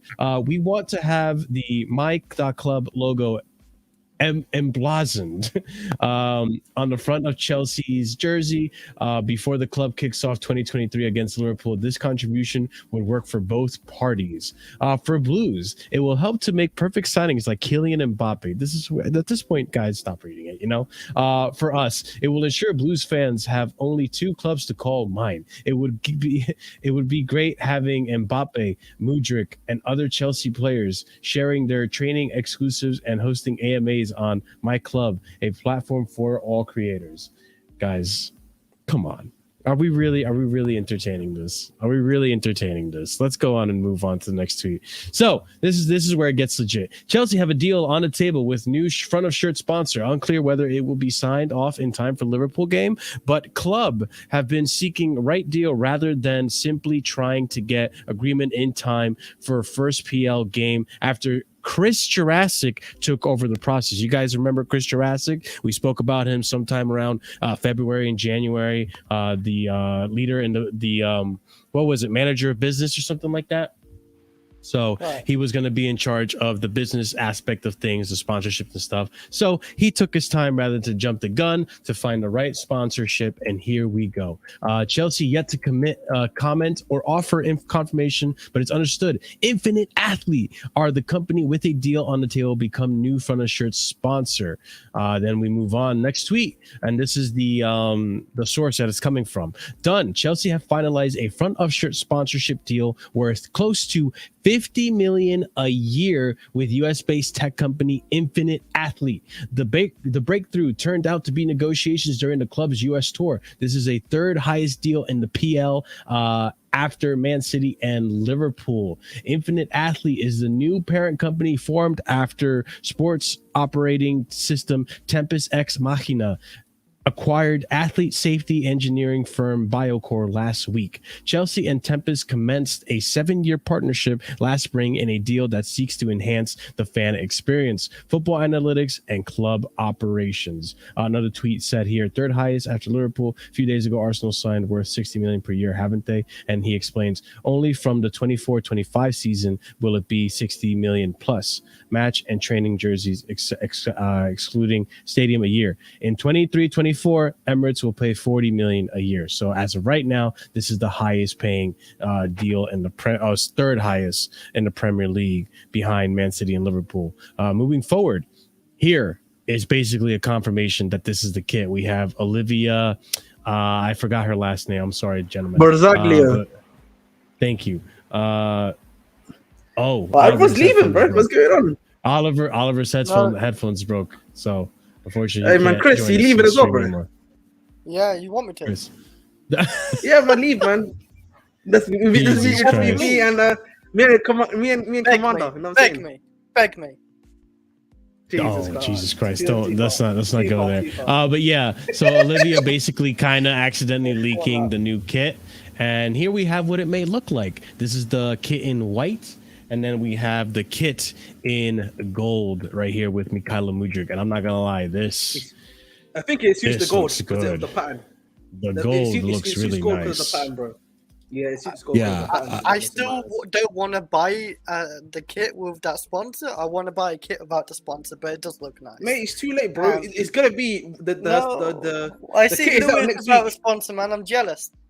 The kit is out next week Thursday, bro. Were people going to even be able to buy the kit without the sponsorship from the official site? Oh right, okay. So I'm getting 16th. I might have to get one. Marshall's surprised by that now. Yeah, I don't know. I'm getting Thiago on the back because I haven't got Thiago. But yeah, you know what I'm pressing. If anything, I'll get your shirt, guys. Enzo. Enzo is the 8 now. What about you, Chris? I can order my own shirt. I'm good for that. I said, who you get on the back of your shirt? What? Who would you get at the back of your shirt? Who are you getting on the back of your shirt? I did that already. Said start Thiago Silva. I haven't had him on the back yet. There you go. I need to get him. I would say I'd probably get the away kit without the sponsor with Enzo on the back, and I'd probably get this one with maybe Reece James on it. Yeah, you know who I would get? Yeah. Talk to me. Gallagher. Benoit Badiashile. Hey, Abdi, you know what I'm saying? Ahmed Abdi, you know what I'm saying? Number 11. I don't do my name on the back anymore. I like. What do you guys think? What do you guys think of the sponsor? Is this obviously it's great news. Great news. Obviously, 50 million pounds. Obviously, I know there's been some stuff of the financial fair play thing is going to be the Premier League. Finances are going to be checking to make sure it's legit and stuff like that. You know, that usual nonsense. Yeah. But we'll get that through because it seems to be as good as it can be. At the end of the day, great business by the club. You know, the 3 sponsor with Champions League was 40 million pounds. The fact we have no UCL and we've been able to do so, in my opinion, is a coup by the football club as well. You know, I mean, that should not be underestimated at all. How well the football club have done that. We need to give the club props when they deserve to get their props. And on this one, in my opinion, shouts out to you. Well done to the football club, man. As simple as that. Absolutely. Really. Chris, what are your thoughts? I'm actually surprised. Like, we got to like a big sum of money, like 50 million a year, like for a team who finished 12th and no Champions League football and stuff is quite impressive. Do you know how long did they say the contract was as well? Do you know how long, or is it 1 year? No, we don't know how long the contract is, bro. Right. Yeah, we don't know yet. Like, even if it's multiple years, like 2-3 years, I think they just like the sponsor deserves it as well because they're sticking through us for the bad season as well with no Champions League. 50 million years, better than we had previously. I think it's 30 million between we had with. I think it was 40 with 3. Yeah, and that's when we had Champions League football. So getting an extra 10 million with the sponsor. True, without Champions League, yeah. It's quite impressive actually. It's good work from Todd Bowley and whoever else is behind helping, no doubt. It's good work. I'm impressed actually. The sponsor doesn't look too bad as well. That free logo was hideous. I remember as well when we I wasn't a big fan of that logo. When we signed that free logo, we was a meme instantly. We lost 3-0 very soon, I'm pretty sure early, and it just went the free logo and a 0 next to it. We was an instant meme from it, and I just hate it from there, man. It sucked. But yeah, this one's a nice. You know what, man? We weren't a meme. It was just the fact that we were shit, and then we had the number 3 on there. So if we lost, but it became a meme for us. Yeah, 'cause Yeah. if you lost anything by 3 goals, we technically were getting cooked, and we only had ourselves to blame in it because we were in the banter right at that point It in was time. So. ugly to wear too. I didn't want to buy the kit so much because that 3 logo the way it felt as well on your chest, body, it was horrible. I didn't like it. I was not a fan of the 3. I'm glad it's gone. It should have gone a long time ago after when they tried ditching us because of the whole sanction I was thing. gonna bring that up too. Like, fuck them, man. I thought, you know what, Nike hasn't left us nothing, but like, you know, a small company like that left us. Okay, I should have said fuck them. Listen, mate. You know, listen. Let's not get it twisted. You know, I know 3 violated us. Let's not get it twisted. But like, let's not do that, man, because they're still a big company. You know what I'm saying? I'm just letting everyone know. No, they're not a small company, but they're not bigger than Nike. And Nike didn't want to leave us. Damn. Hey, man, that's Nike. You know what I'm saying? Nike's about their money. You know what I'm saying? These man, they have. They're thinking emotions and shit, and it wasn't exactly the club's fault why it was in sanctions, just the situation it was in. But I'll also say, like, I'm glad they're gone, and I'll be honest, like what Chris said, I had a bit of a bitter taste in my mouth after what happened with the whole sanctions. Like, Trivago stuck with us, but 3 decided to just bail, and you know, without any research being done in the whole accusation, the whole sanctioning. You know, now we look back at it, and it looks like it was unmerited. There was no reason to sanction the club. And at the end of the day, like, Roman hasn't gotten a penny out of the whole sale of the club. So it's just, you know, it all left a whole bitter taste in my mouth about it. And I just didn't, I wanted to get rid of them as soon as, you know, they decided to come back after the coast was clear and their name was all, you know, I get it. These companies have a reputation and all that stuff, but like, I think people respect Trivago more now than they did before, considering they decided to stay with us. So in the Chelsea fan base, respect, what's it called, Trivago now. Yeah. So let's be honest. Yeah, that's what I'm trying to say. But listen, at the end of the day, man, I understand. Like, listen, obviously it's hard feelings because of the fact these guys left us when we needed them, right? When the club on the moment of need. But at the end of the day, bro, they also have an image to protect. And you know, why didn't the rest have to protect it then? Why just 3? That's why. Maybe they just saw. Maybe they just saw the risk cost benefit wasn't too bad. That's what it was.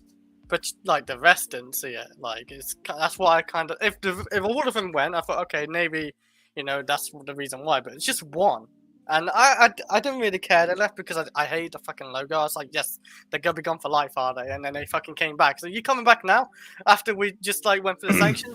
Like, you come back now? Like, that's what I hate about it. They just came back afterwards and, oh, you have to have us on because it's part of the contract. Oh, now it's part of the contract. Now you want to leave. Okay. I understand what you said, Mohammed, but like, I just hate how that situation went. You know me, bro. I agree with you in that one. It's just that at the end of the day, man, I can understand it from their point of view. Obviously, there was the Ukraine war was going on as well at the same time. So I can understand their school of thought at the end of the day. Whether or not I agree with it is something else, though. If you know what I mean. But that's pretty much it. Let's go over the next topic now. Let's talk about one of the greatest strikers in the world. Lukaku. See, look, I'm telling you, he loves Lukaku, man. Oh shit, it's not him. So let's go. Chris, come on now. Anyways, Pochettino is prepared to keep Mason Burstro, but is interested in another striker also. This is coming today, earlier today. So we'll see what's going to happen with this, because the following is what seems to have broken down. Mauricio Pochettino would like to add another striker, from Mike McGrath of the Telegraph. Fabrizio Romano reporting, Chelsea and Juve have scheduled now new rounds of talks to discuss Vlahovic and Lukaku swap deal. It will take place via intermediaries. Juve insists on a €40 million fee to be included, but crucial point is Chelsea decision on Vlahovic. It's up to Pochettino. Mauricio Pochettino and the Chelsea board will make a decision on Dusan Vlahovic this week, and today the decision was made today, and I'll tell you what the decision was after I read you this meme of a tweet about this meme of a fucking football player. Chelsea owners have tried to give Lukaku a nudge towards Saudi, but he has made it clear he is not ready for that move. He still regards himself as one of the best strikers in the world and has major ambitions. Simon Johnson reporting from the Athletic podcast.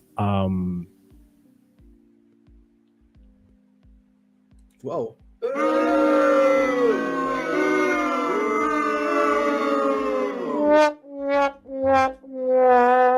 One of the greatest strikers in the world. Really now, Lukaku. Okay, my guy, you are delusional. Delusional. And even so, one of the greatest strikers in the world currently in Benzema is playing at Saudi. Like, all these great players are going to Saudi. You're one of the ones that are being left behind, my friend, to rot on the bench because you decided you want to just stick your heels in and go to Italy. Meanwhile, Juve don't want to pay a full price for you. Inter don't care about you. Chelsea don't want you. United have bantered you, so on and so forth. Like, no clubs want you, big brother. So, Inter Vice President Zanetti, respect Zanetti, one of the greatest fucking footballers in the world. Lukaku has betrayed us. We're very disappointed. We expected complete different behavior by Romelu as professional, but also as a man. He told Gazzetta dello Sport. Zanetti, he used to play for the armband. Yeah, He played for the Zanetti, armband. respect, bro. I actually listen. You know, I know people don't like Inter. I used to be Inter, but that's my dad's second club because, as I said to you guys before, my dad used to live in Italy, so he used to live in Milan. That's my dad's club, bro. Listen, man, that badge, that brother, he was playing for the badge, man. He was the El Capitano. We respect you always. Zanetti, man, one of the greats. Fabrizio Romano, no official shirt number for Hakim Ziyech, Romelu Lukaku, and Callum Hudson-Odoi, who. There's more news about Callum. I'm kind of worried that the Ziyech stuff has not picked up, but actually, there's been some stuff around about Turkey about Fenerbahce possibly coming in for him as well. So hopefully, yeah. But again, I said to you before, I think with the Ziyech thing, I think it's sadly connected to the what's his name, the guy that Quincy Promise stuff, because like I think something's going on there where maybe Ziyech is also being allegedly suspected. I think that's something that's probably going on with him, I would say, and also the knee injury as well, bro. The knee stuff. Yeah. With, obviously. Bro. We'll see. But Chelsea expect all of them to leave the club in the next few weeks.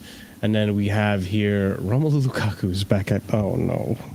That kid looks like he's holding hostage right now. Look at him. The man is at Cobham. Guys, the man is at Cobham. Lock the doors. He's bringing the toxicity to under 12s. Yeah, so he had to go play for under 12s right now. Is that why we shift him? He's telling this kid, you wildin', leave, go to another academy, you wildin' here at Chelsea. I'll wait for you. Oh my gosh. Anyways, oh no. We have the Juve Ultras with a nice sign that says Juventus fans on Tuesday evening outside the Allianz Stadium in Turin. Lukaku, stay in Milan. We already have a second goalkeeper. Jesus Christ. Oh God. It just hit me what I thought they were saying like this man's no better than a goalkeeper, but then I realized the Champions League where he blocked it. Oh my God. I just realized it. Listen, I'm telling you, these man, they're real. Listen, I'm telling you, serious men, real men here, man. That's jokes. Listen, if he was on that pitch, bro, they would be jokes. Listen, there's crazy stuff that's happening right there, man. And apparently this is the Juventus fans also in there cheering, we don't want Lukaku. Over one player. Like that's I never seen anything sucks. like this. Like, have you ever seen a whole crowd come over on the pitch and say, we don't want you?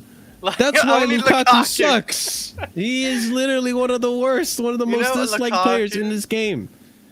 He puts Chris, I just want you to deep this before you say what you want to say. He is probably more disliked than Mario Balotelli. And that guy was very disliked. He was disliked, but not really that a lot. But like, I didn't deep it as well. Like, he just talks. I don't think it's a big deal. He talks way too much. Probably he's been talking probably in Italy too much as well. Like, he wants to go to Juventus. He wants to say Inter. Like, and he's just opened his mouth too many times. So like, people just had enough and say, yeah, fuck off.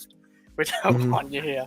And now he's gone to Chelsea, and Chelsea don't want him. Like, just no one in Europe want him, and the Saudi would have took him. But he said no, so he just burns bridges wherever he goes. He sets off a match and lits it up and throws it on the bridge, and it's like poof in flames. When you say pound for pound, do you mean because he weighs more than most number 10s? Like, I don't know what you mean. He's had. Listen, let's be real about Lukaku. Yeah, this guy is washed. This guy has delusions of grandeur. I don't think he's This guy's completely ego washed is it. beyond crazy right now. Listen, at the end of the day, and I think this is what I've said this before. I said this in my video. You know what happens with Lukaku? I think the club know because the Saudi transfer window doesn't end until I think mid-September or end of September essentially. So I think the club's current plan is they're gonna basically stall him. They're gonna stall him until an end of August, where then the European market is closed, and the only available market for him is the Saudi league, where he can literally go.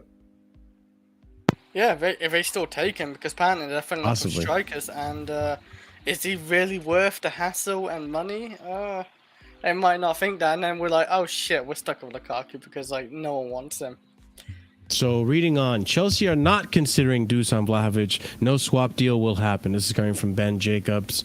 And then we have here breaking. Chelsea offered 21 million plus Romelu Lukaku for Dusan Vlahovic, but it was rejected. So Chelsea decided to close the negotiation for now. For now. Okay, maybe we come back to this, but I think Fabrizio Romano also confirmed here something, so I'm gonna go ahead and look him up. But yeah, so this deal has collapsed as of now. How are we feeling about this, boys? Obviously, I'm sure we're frustrated. Listen, man. At the end of the day, if the club wanted him, they would have made it happen. I don't think they wanted him, so I mean, it is what it is, man. We just gotta move on. I'm not Here too we go. bothered. More on Dusan Vlahovic. Chelsea have no intention to proceed with swap deal at Juventus conditions as they keep asking for 40 million euros plus Lukaku. That's why the swap is currently in standby, with Chelsea looking at different options. Lukaku with Juve. I'm so sorry. I just got the FIFA 24 beta code. This guy. All right. Anyways, go ahead, Chris. What were you saying? I'm just not too bothered. Like he didn't really put up a high lot of numbers, but I guess maybe it is with Juventus. He might have had a bad season, but they are asking. With They Inter. are. Well, they're asking high numbers.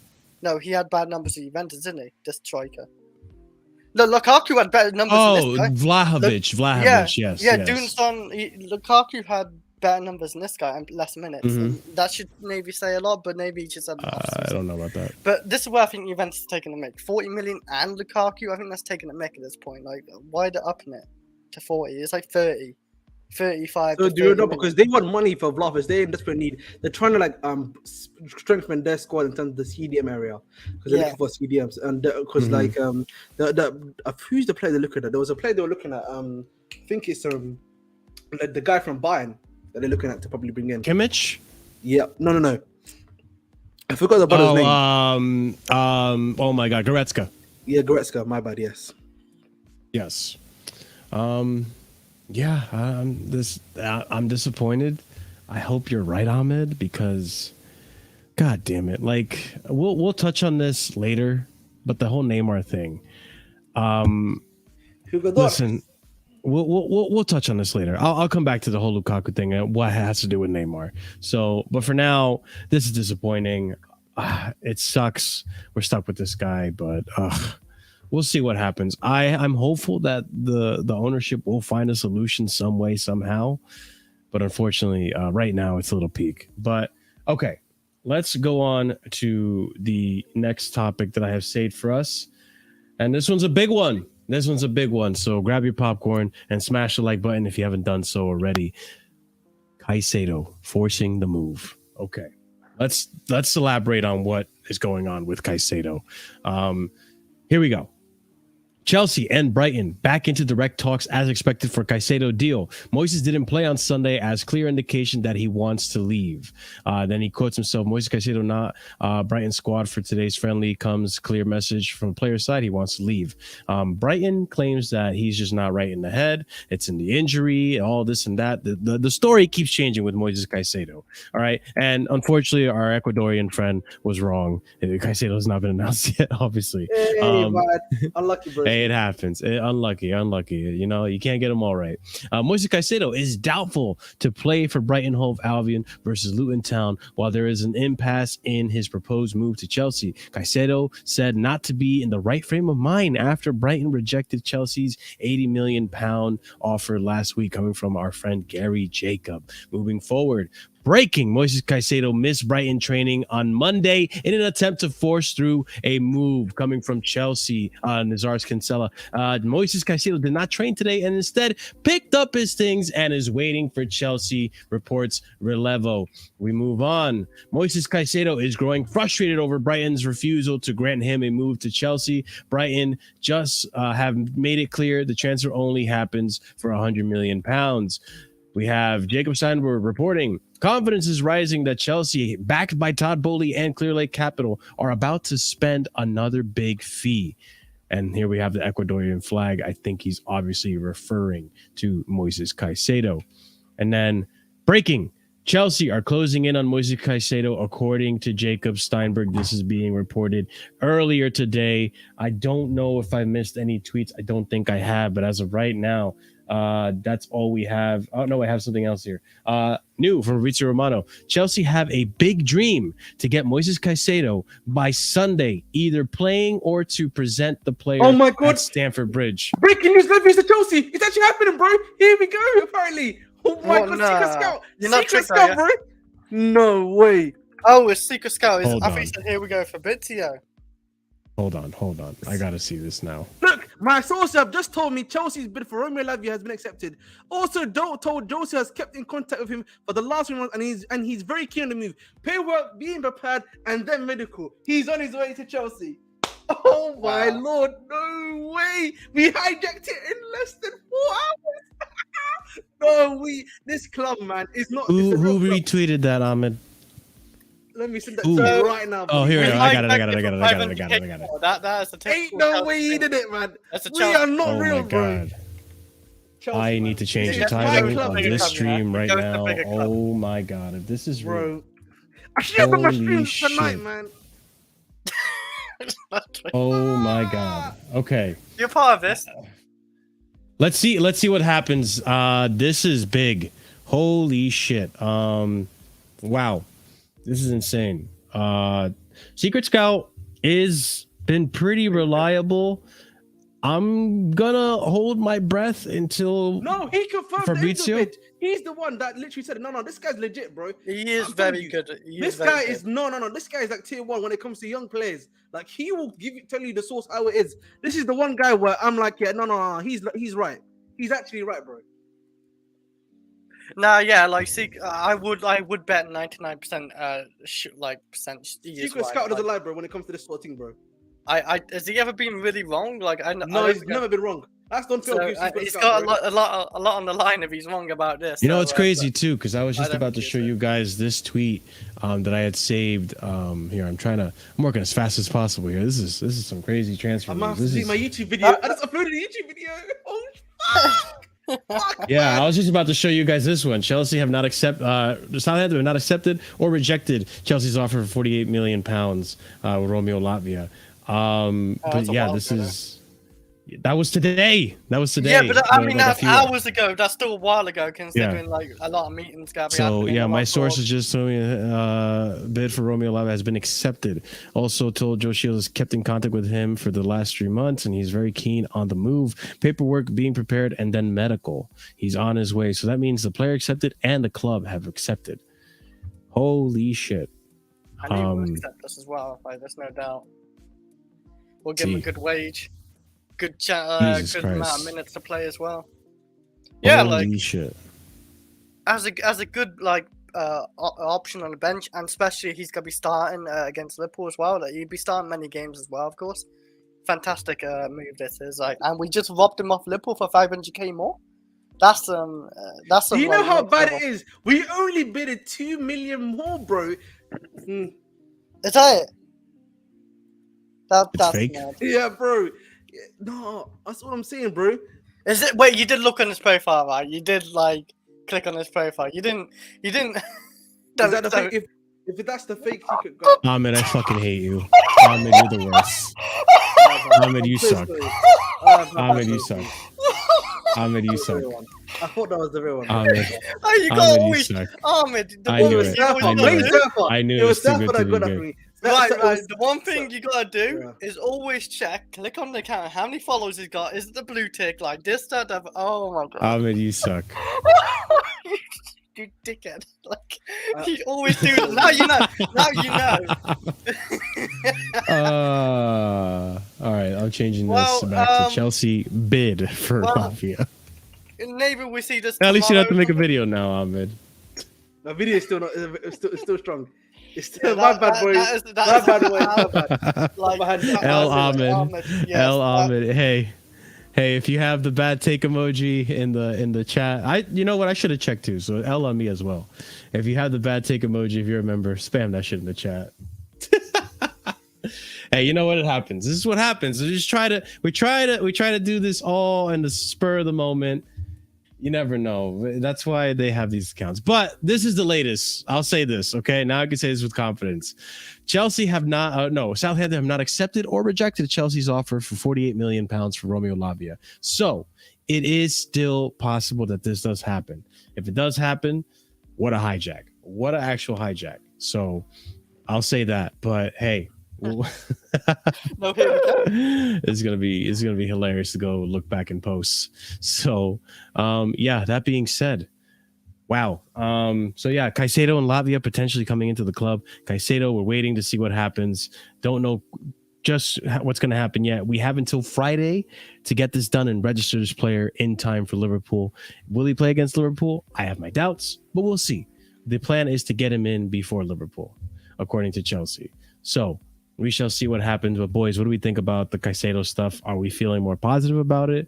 Are we thinking this might collapse? Like, what are the feelings on the Caicedo move? I'm thinking it might be a bit of a bidding. Maybe if Liverpool come back, a bidding war. Caicedo. Oh shit! Because I'm thinking of Lavia right now. I think it's gonna happen. I think that both is gonna happen. Actually, I think at this point, I wouldn't be surprised if Chelsea are. Okay. Yeah, I think we're definitely getting what's the name, Caicedo as well because they said he's finally forcing the move. By the way, yeah. I will know he's finally doing something. Well, he has to because like if he's seen for example Declan Rice, he didn't force the move for a couple of years. He had to stay at West Ham, and now he's finally got the move. Maybe Caicedo just wants out now and have his big move and like become a huge big player like for a big team. You know, he wants that type of move. He's got ambitions like in life as well. Like it's not just about money with Caicedo. Yes, it's a big part of money, like to have money, but now he's got that anyway. He's got that secure, but now it's like ambition, winning trophies, doing big things, getting Chelsea back to Champions League football. He wants stuff like that. So and I like that ambition, like he's going forced to move forward as well. But the reason why I think we're gonna get him as well, because I listened earlier, especially to this podcast, where someone, I think Scott said it, where we're planning to get 2 extra midfielders with Caicedo. So it seems like Chelsea apparently, seem like, yeah, they're going to get Caicedo. Like, we got the money almost secure down. Like, they want, 90 million plus 10? I think we're going to do that anyway. We've already pushed up to like 80-something million. Like, we're going to do it. I will also say this, G-Man. I don't think he's a replacement for Caicedo.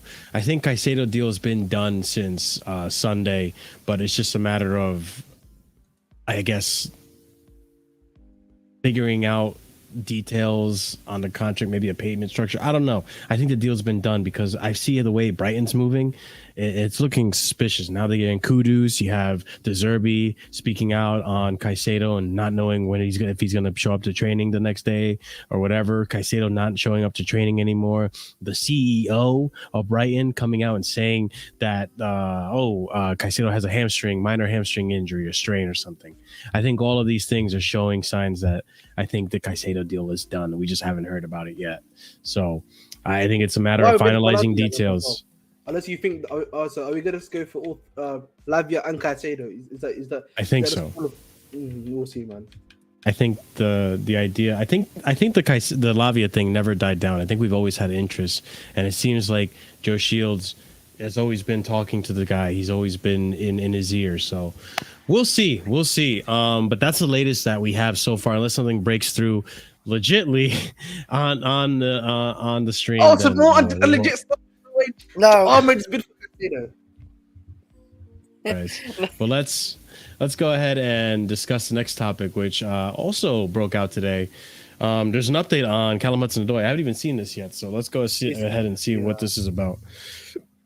This also needs to get done. Fulham are close to finalizing a deal with Chelsea for Callum Hudson-Odoi. There's growing optimism a deal can be struck in the next 24 to 48 hours. Hudson-Odoi is not in Mauricio Pochettino's plan. This is coming from Sky Sports. I hope this happens very, very soon, because this is another signing that's been dragging. I really want this player to just go already. I don't know why we were trying to block the move for him to go to another London club. That didn't seem to make sense. This seems to make a little bit more sense, to just have him stay in London. This is a Premier League team. The kid he doesn't want to. Look, I don't think Callum wants to live a life in Saudi right now. I don't think he wants to stay in London. Because he's young. He wants to stay in London. He's not ready to leave that culture. First, yeah. He's not you can live the luxury life. He's not young anymore. What, he's 22, 23? I don't know. His legs act like he's 29 or something at this point. I don't know. Jesus Christ. Damn, bro. You need to go that deep, bro. I'm just cooking it out. No, but seriously, like, going to Saudi would be good for his life. It just would be. Sorry, Ahmed, if I cut you off. I didn't mean to. Sorry? Jubbly. But I didn't hear that. Sorry. No problem, boss. You can hold that. What? Okay. We didn't hear you, Ahmed. So I didn't hear what you said because it was like out of sync. Like, but like going to Saudi, he was too far from the. I don't understand why. Like, there's actually good players in the Saudi league. Like, there's a handful of good players. A lot of good players are going to Saudi. And you get paid a shit ton of money with it, like, and nice weather, and a nice house or apartment or whatever you want, like a nice food, like it's a nice life. He's a shit player. He's no good player like in Europe. So man, the way these men are eating in Saudi, bro. Yeah, I want some of that, man. I need that, man. Yeah, you do. But like he's not going to do well in Europe. He's just not. He does, like, we just saw him doing the German league where it's easy to score goals, right? And how many did he get? One. Like, he's not going to do it in the Premier League. He's not going to do it in Bundesliga. He's not going to do it in the Spanish league. He's not going to do it even in the French league. I think the French league could be too tough for him as well. Like, just go to Saudi. No. If you can't do it in the Premier, you can't do it in the French league. They're virtually the same league. Yeah, I know. That's what I mean. Like, it is a tough league, and just go to Saudi. If the offer comes, I would take it. I know it's a different move, a different place, but you're going to get paid a shit ton of money, and it's worth it for the future, because you're not going to get paid a shit ton of money in Europe because you're not a good player, like, for the high standards anyway. He's a decent player as a professional, but, like, he's not a high standards player. Like, he's just not, sadly. I wish he was, because I had high hopes for Hudson-Odoi in 2018. Before the injury, like, he looked very promising, but after that injury, he's fell off a cliff completely. It's sad, but yeah, it is what it is. That's my take on that show, really. No, and I think that's a good take. I agree with a lot of what you're saying. It's just, I don't think it was good enough. So, with that being said, I hope it does get finalized very soon, because it just needs to get done, man. It needs to get done. This player, same thing with Ziyech, same thing with Romelu Lukaku, which Romelu Lukaku is a whole separate entity on its own. But yeah, we need to get these players out. We need to not take any more risks. Listen. For emphasis, I'm going to play this sound, okay? Tic-tac. Tic-tac. Time's running out, ladies and gents. We're closing into the end of the transfer window. There's only 21 more days left. Right? Did I do my math right? About something. Yeah, like that, about 22 more days left. That's 3 weeks. There's 3 weeks left for us to move these players out. You know, we've been twiddling our thumbs about getting these players gone for the last 2 months. So, or I should say that for when it comes to Ziyech and Cho, not so much Romelu. I think we're trying really hard to get Romelu out of the club. I think Lukaku might be last, because he's just fucked things, hasn't he? And you know what? I'm hoping that, like I said earlier, I hope Ahmed's right, and I hope it's an idea to just get him over to, basically force him over to Saudi, because he's left with no other choice. That being said, let's talk about our Strasbourg bros. Yes, ladies and gents, we have some fantastic moves over to Strasbourg. So let's go ahead and discuss it. Officially confirmed. Angelo Gabriel joins Strasbourg on loan from Chelsea. Plan never changed and now confirmed. And it's not, I wouldn't be calling it the Strasbourg Bros unless there was another buddy of his coming. Let's go. Denzel Washington, Brazilian David Denzel Washington to Chelsea. Here we go. Verbal agreement done as Santos accepted 15 million euros plus 5 million in add-ons bid for 18-year-old striker, former teammate of Angelo. Long-term deal agreed. David Denzel Washington wanted. Chelsea. Documents being prepared now. Decision soon about loan to Strasbourg or staying at CFC. Guys, he's going to Strasbourg. We all know this. He's going to Strasbourg. And here we got this. Strasbourg are hype. Strasbourg are hype about this this Santos move. Look at this. Angelo Gabriel announced the video for Strasbourg is beautiful. And I got to say, very beautiful. Listen, Strasbourg bros. That's what we got to start calling them. The Brazilian Strasbourg bros. We got Denzel Washington and Angelo Gabriel. They're gonna cook in Strasbourg. I'm excited to see. I actually might tune into some of these games just to watch these fellas. Oh, these are really. Listen, I can't lie to you. The Strasbourg, what's it called? The announcements for their players. They're actually top tier. Yeah, this is valid. This is a valid announcement. I like this one a lot. They did a good job, man. So I got to give it to them. Opinions, guys, on both of these players. Essentially going to Strasbourg, unless you have doubts that David Washington is going. He might stay. I doubt it. Look at this man. Look at that. Look at that stadium. Looks like French Stamford Bridge. Oh, is he moved? No, he's on loan. Angelo Gabriel is going on loan to Strasbourg, and David Washington is essentially going to follow him there. David, man, get it right, man. David, I think it's David. You can just ask him. We'll just call him Dave.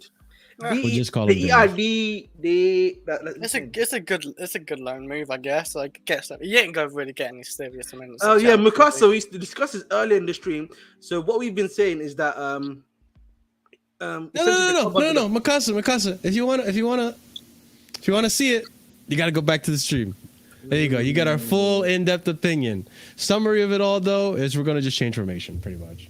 Hopefully not copyright. We'll see. We'll see what happens with the copyright. Be copyright because that's on Twitter. What? I don't think it will. Nah, like you got no sound either. Like it's you're safe. I think. We'll see. I'll figure it out, and if it does get copyrighted, I'll just don't you report. I'll just clip it out of the stream post. I've done it already before. But yeah, ladies and gentlemen, this stream. I mean, this loan is gonna be one that cooks. We had to extend our fucking dressing room to a little box for Enzo and shit because we had too many players. You name another club doing that. No, I actually think we didn't have enough room in the dressing room. Like some players didn't actually get lockers. I think. What, they had to fucking change in the fucking what? The streets of fucking in the bathroom Chelsea? Or something, bro. Like they had to change in Potter's office. You know Potter. Potter definitely let them change in the office. Potter's like, oh, okay, boys. Just make sure you give it your everything, lads. And then he just fucking. All right, no worries. No worries. Do your thing. Make your video, bro. But no worries. Hey, Chris, if you have to leave, it's okay. I can man the ship. He's gonna make his video about that fake scout stuff. Like he's gonna do that. Yeah, probably. Oh my god. Yeah, but yeah, no, it's a good loan. So let's see what happens. I'm happy for him. If it's just the two of us, then we can breeze through a lot of this stuff, man. But let's go ahead. I got a few more topics. Yeah, there's a lot of stuff. We haven't even talked about Kepa yet. So let's go ahead and let's just breeze through some of this. CASADEI is finally a here we go. So let me elaborate on that. Going on here, Fabrizio Romano, Chelsea are considering 2 requests more than others for Cesar CASADEI Leicester, with Enzo Maresca insisting in Serie A side Genoa. Discussions continue to pick the best solution for Italian midfielder Andre Santos' good chances of staying. And we got another tweet right here from DeMarzio. Cesar CASADEI is pushing for a loan move to Genoa. However, Chelsea would prefer to keep him in England, with Leicester City showing interest. That the will of CASADEI brings confidence to Genoa. Listen, he's Italian. Of course, he wants to go back to Italy. He wants to go home. And then we have here Fabrizio reporting and giving us the here we go. Leicester City have agreed loan deal for Cesar CASADEI to join from Chelsea as revealed this morning. Deal in place and medical this week. If all goes as planned, CFC believe Maresca will be crucial to help CASADEI develop the best way. Here we go. Listen, I was never really opposed to the deal. I just preferred a Premier League one. So I still think he's going to develop more. He's going to refine his game. I just think maybe and I could be proven wrong. Maybe he walks through the championship. Chris, what do you think? I was gonna say, no wonder he wants to go back to Italy, man, because the food's better in Italy. Like, you got people in UK, man, they fuck up his pasta, man. They put they literally I see English people put ketchup on pasta. Like, you know, he's probably gonna freak out. But in all fairness, like him going to Who likes bangers and mash dry, bruv, and burnt? I don't. I do not like it. I like my liquor, I like my gravy, I like my mustard, and I love onions on it, bruv, and salt and pepper and flavour. These guys serve up shit. There you go. It's just salt and pepper's flavour.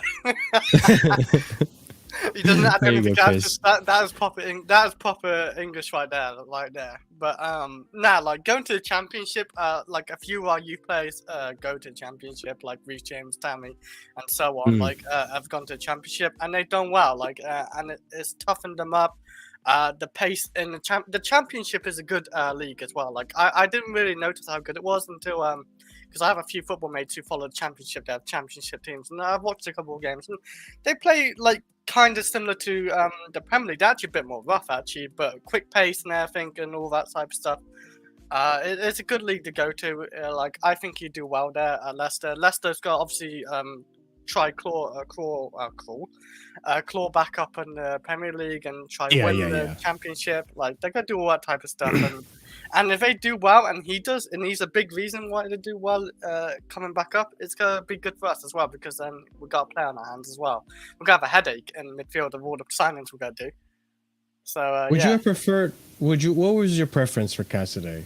If you had a preference. I'm actually agreeing with Chelsea. I think the championship is good, and Leicester, you know what, a team who wants to come back to the Premier League, they're gonna be hungry for it, like no doubt. I think Leicester's a good team. Italy would be nice, but I don't know if Italy football, like the Serie A football, is completely different to English football, and we're trying to, if we want him to stay at Chelsea, we want him to be in the championship because it's our same style. Or defense league, I wouldn't mind defense league, but I don't think he'd want to go to defense league because he don't want to go abroad probably like that. He would want to go to Italy because it's home, but stay at England, I would say. Championship's a good league. It's underrated in a way, I think. I think a lot of people do shit on it, but it's a good way to send your youth there. Very good, I think. Even actually Mason Mount, he came to the championship as well to Derby. I know how it's gone with Mason Mount now, but Mason Mount in the first 2 seasons, he was looking very good for Chelsea. But yeah, yeah, it's a good move. I actually like that move quite a lot. I like those championship moves, like Reece James and all that. He's done really well there. It's not really bad. You know what? I can't disagree. I think. Listen, either way, I think he's going to develop into a good player. I just think. Yeah, I think he does need to work on his physicality. So I guess the championship isn't a bad idea for working on that physicality. We'll see. I think he will. I think he's gonna do really well there, potentially too well to the point it's gonna hinder his development. But you know what? I could be wrong about it, and I am all for being wrong as long as this player develops. Because I see a lot of potential in this player. I really think this player is gonna be. I think he's going to be good. Italy, he can develop his technical ability and break down lines, maybe. But I just think I think he needs to. I think he needs to refine his game to the tempo of the Premier League, because I feel like in Italy they do let you play a lot more. In Italy, you do have more time on the ball. So it's. Well, let's look at technical ability. Let's look at technical ability. What about Reece James's technical ability?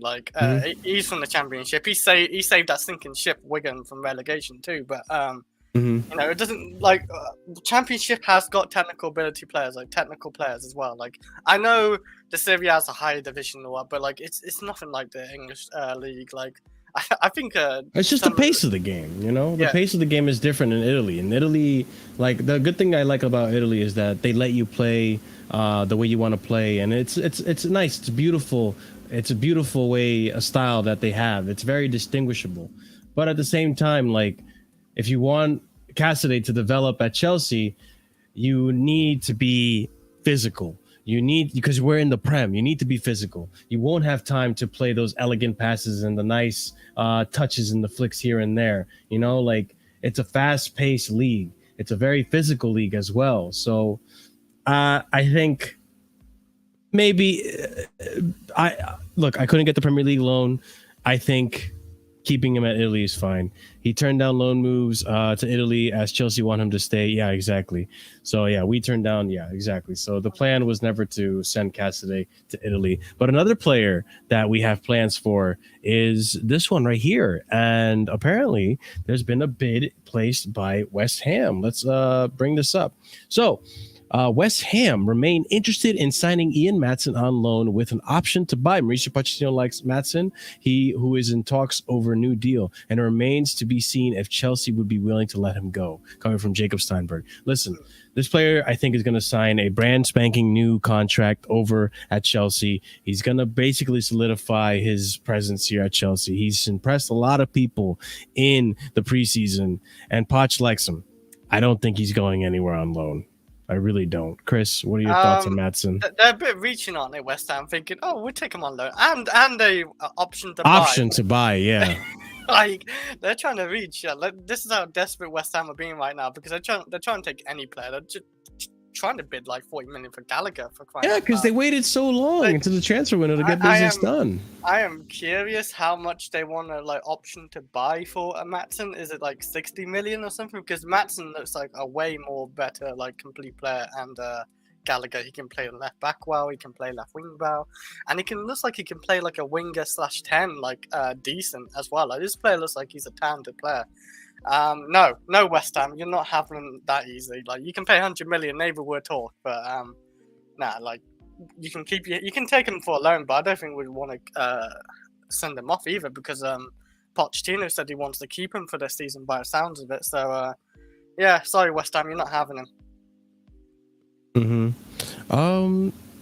Yeah, we'll see. But let's go on to the next thing. I don't think Maatsen's going anywhere. I think he's staying.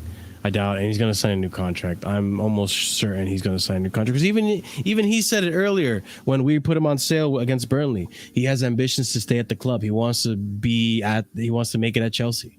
So I don't think he's going to West Ham, boys. So we don't have to worry about losing out on Maatsen. We have 2 here we goes to discuss. None of them are Caicedo or Lavia, unfortunately, but we have 2 here we goes to discuss. Let's bring these up right now. Hall is now a here we go. So let's go ahead and discuss Hall. Lewis Hall to Crystal Palace agreed last week and set to be completed this week between clubs. Here we go. And Fabrizio Romano quoting himself, Crystal Palace are closing in on Lewis Hall deal with Chelsea. Talks are at advanced stages, almost agreed. Final details being discussed. Hall expected to extend his contract at Chelsea before leaving, reported by Edmund Brock. And then we have another here. Breaking. Crystal Palace are closing in on season-long loan deal.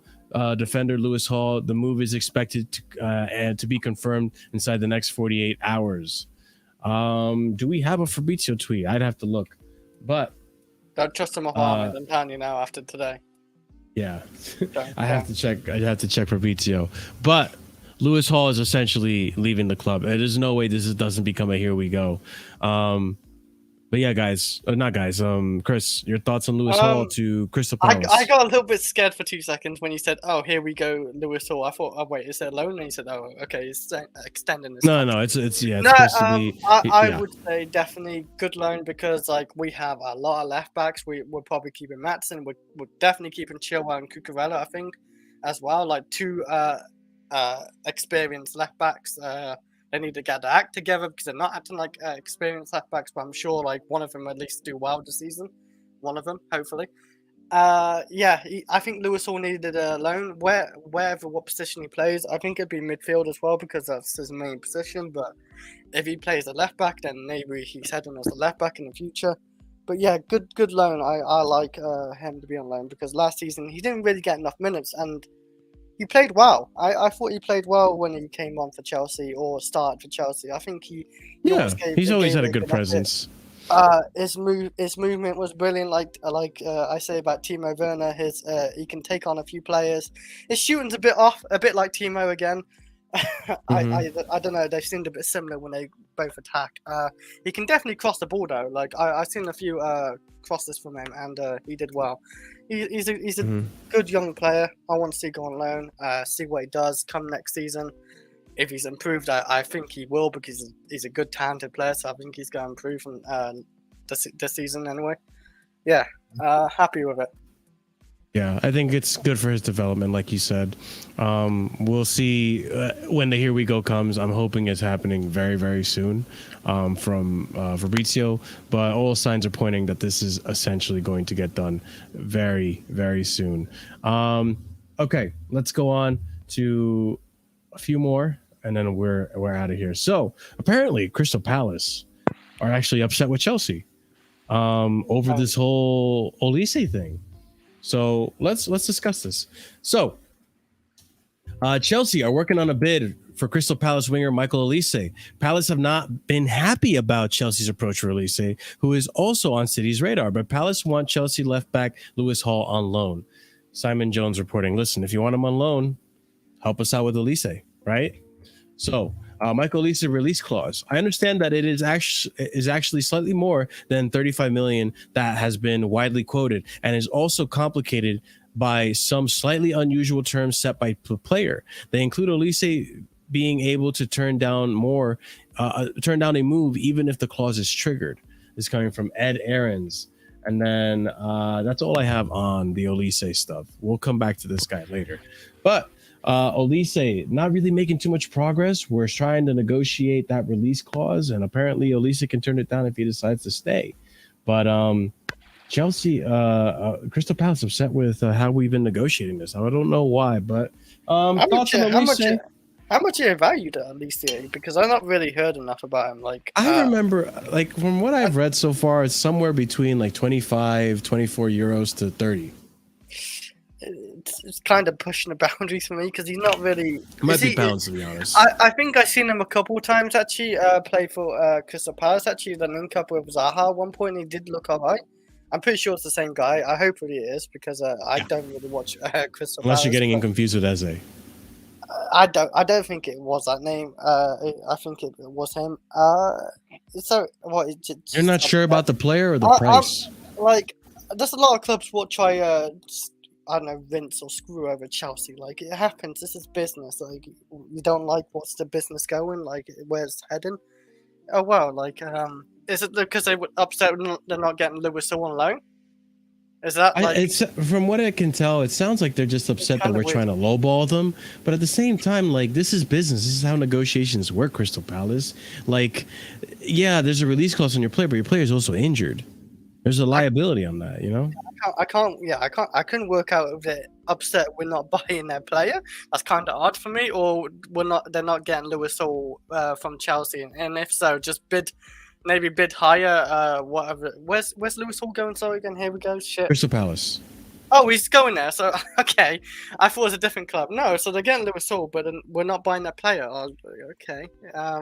I never heard of a club actually get like upset we're not buying a player for the price they want. Like if we're not like offering the price and just block us, like don't do this. Don't do them. Well, I mean, just block. Like, not like are we negotiating over Twitter, Chris? No, like not. I mean, not like literally block us, but like block the move. Like say you're taking the piss. Like we don't want to talk about the move anymore because you're not like even meeting our demands. Just move on, and then you say City after him. Like go to City. Like, if we're just taking the piss, I don't really care about that player, to be honest. Like, he's going to be a bench player and all that. He might be good, I don't know. He's not. You don't think he's going to be a bench player? I think he's going to play over Madueke. He's going to play on the right-hand side. So he's going to play... So he's going to play over Sterling, and Madueke. Yeah, Sterling's I- been shit, Chris. I don't. He was our best tackle last season, but Last season, he's not right now. No, I know in pre-season he's been shit. Well, he's been average and shit. Like he's been a bit of both. Like I don't think he's been good. But I think when the season kicks on and hopefully he's used in like the right way, like always in the right opportunity. I don't want to see Sterling do all the work, like try take on all the players. Like I have heard what you guys said about it as well. Like yes, I don't want him to do that because that's not Sterling. Sterling's always in the right again in the right place. Yes, he can take on a player, but try not to take on 3 players because you're not that guy to do it. Not really. Sometimes you can get away with it, but he's not gonna do it consistent.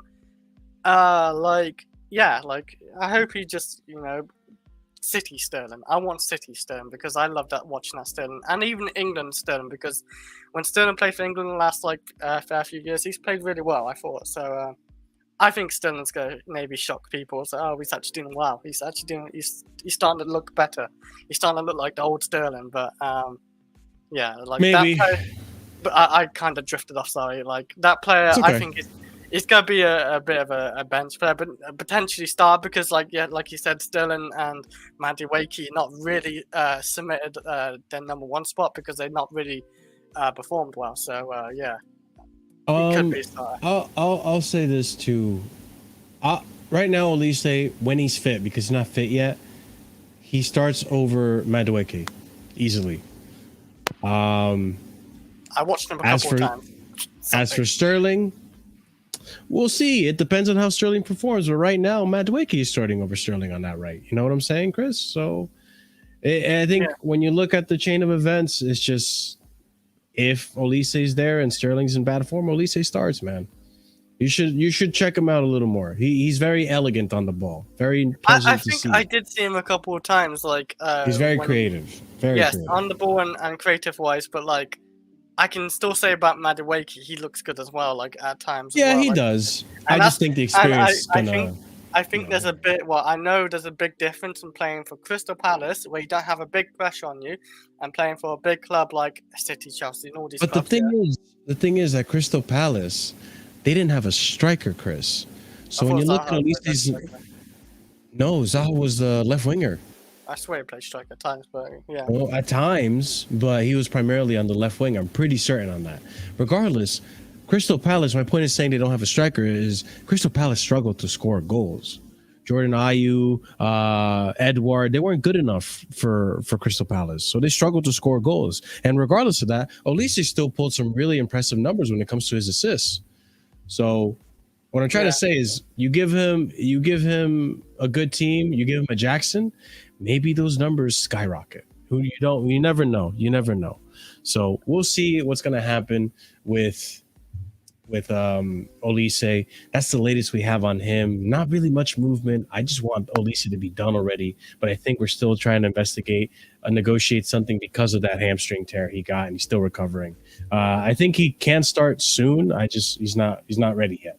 So going on to the next topic, we got another. Here we go, ladies and gents. Gabi SLONINA is officially done. This is a here we go. The keeper. The American keeper. Chelsea goalkeeper Gabriel SLONINA will complete his loan move to Belgian side CASADEI today. Final details are being sorted, and then deal will be signed, sealed, also on the player's side. He's going to the Belgian league. Good. I think that's a step up. Last year he went on loan to Chicago Fire, the MLS. I think this is a step in the right direction. Let's challenge you, a more competitive league in Belgium. Let's see how you do, earn your start, and go from there. Yeah, I don't think there's really much to say about this, Chris. I'm sure you agree with me. Yeah. I just think it's just like getting off. No, we're not off the books really. I don't think he's had much money, but he's just there to be on loan, like numbers wise. I don't know if he's going to be. I don't know with this keeper. He could be a world-class keeper, I know, in the future, but I don't know about him because I haven't really watched him play. But people are speaking really highly of him. Are they? Does he play for the US national team starting wise or not yet? Not yet. I think that's where we talk a bit more where he takes number 1. He has been benched, so yeah. Yes. We'll see, because that goalkeeper spot right now is very competitive. Very competitive. And if SLONINA takes it, I think that's a big sign. So we'll see. We also have the Arsenal the backup goalkeeper Matt Turner, who's American, And Man looking for a City. move looking for a different move. I believe the Man City one. I forget his He's name. American too. Yeah, he's American. He is American, but he's not there anymore. Oh, is he not? Oh, because I'm pretty sure he's moved along.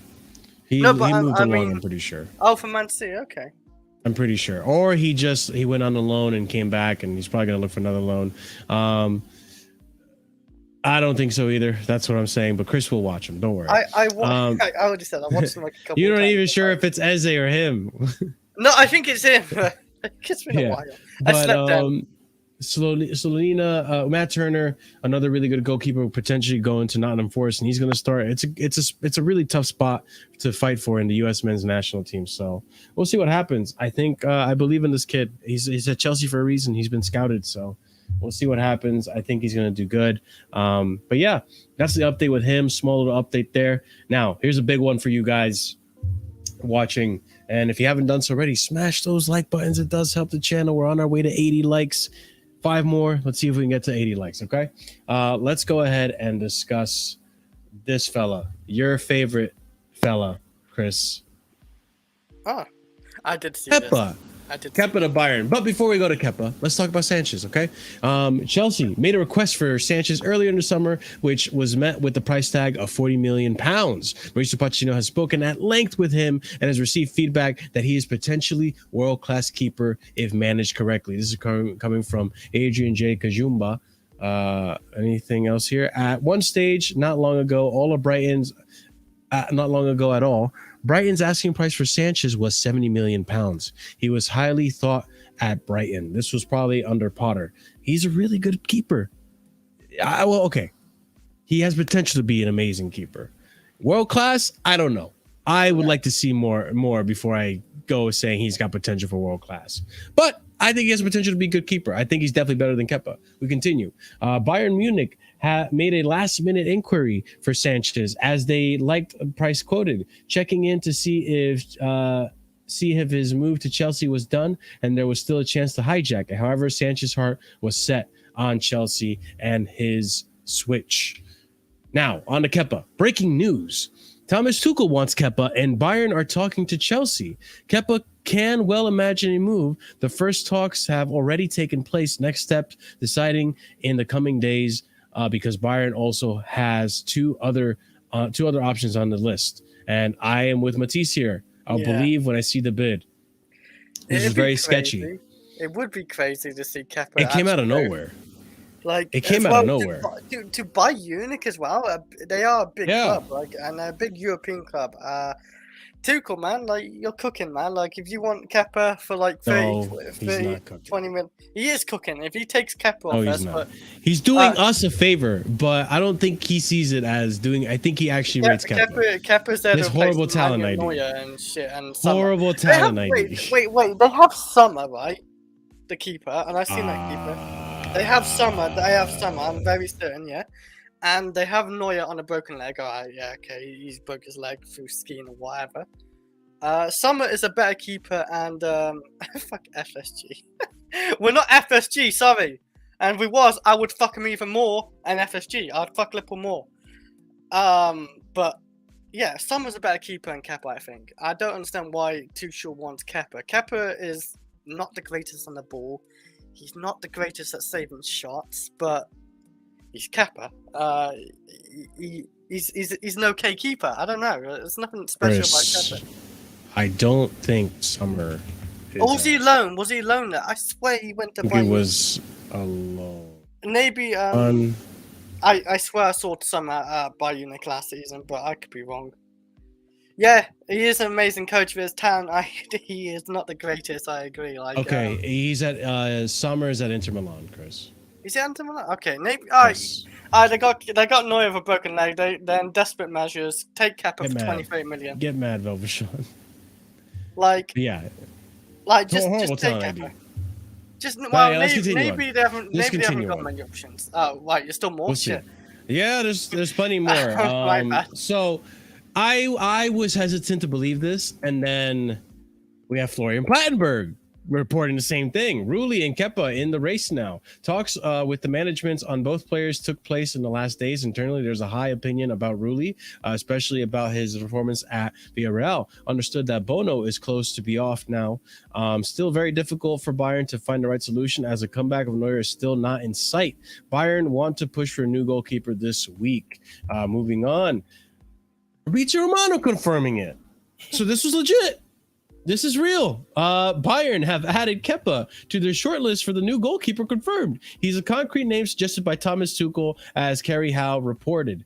Chelsea and Bayern will speak soon to understand if possible to agree on formula. Geronimo Rulli and Bonu,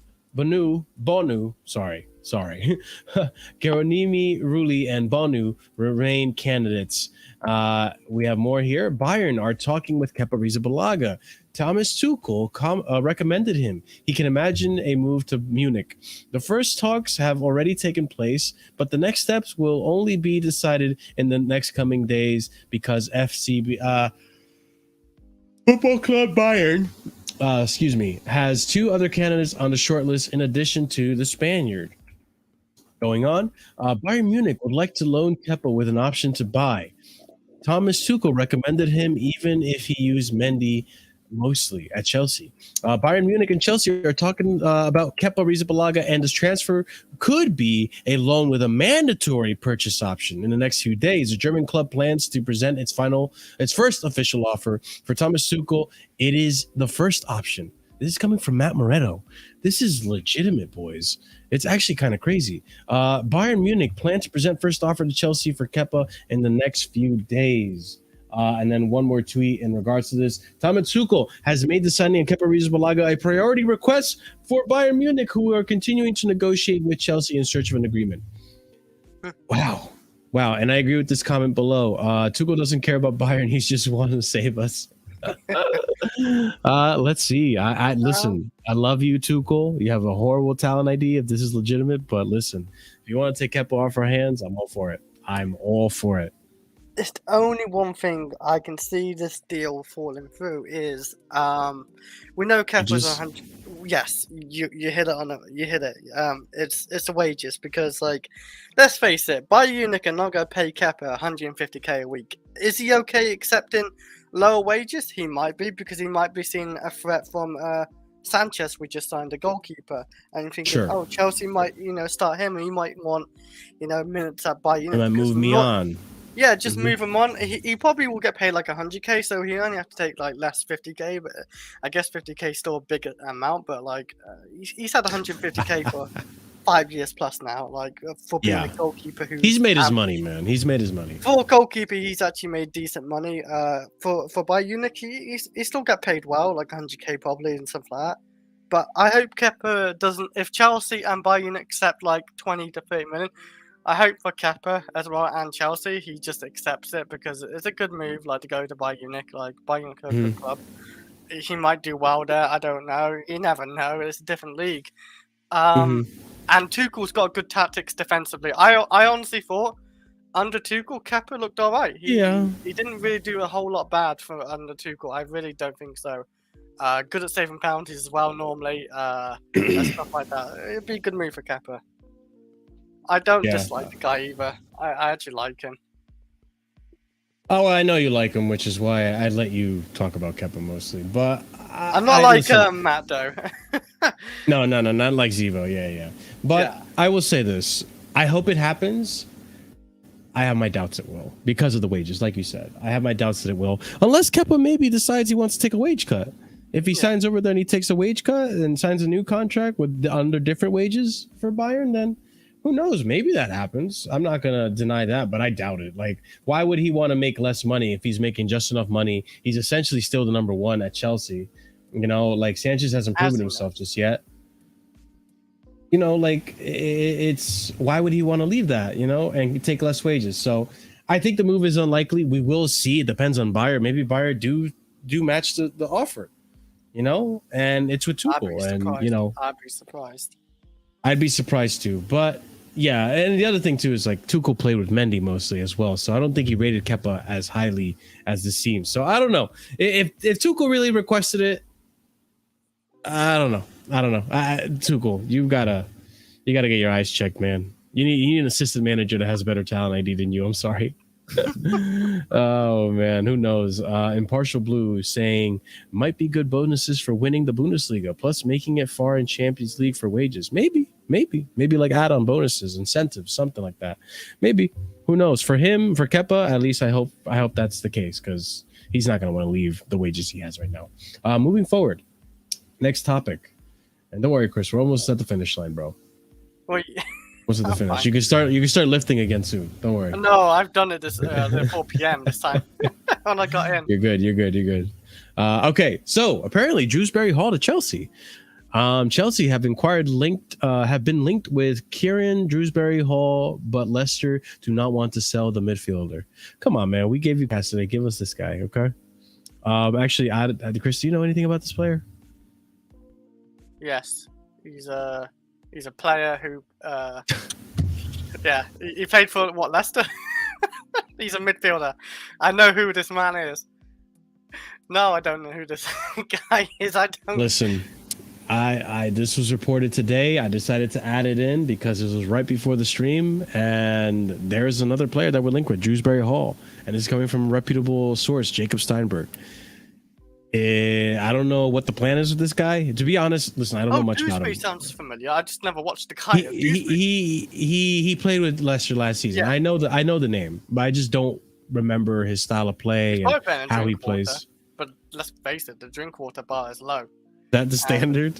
Yeah, is that the standard? He's probably better than Drinkwater. That's all I can give it. Like, solid player, mate. Yeah. You're better than Drinkwater, most likely. You know what? I'll say this is probably like a backup. Like a backup option.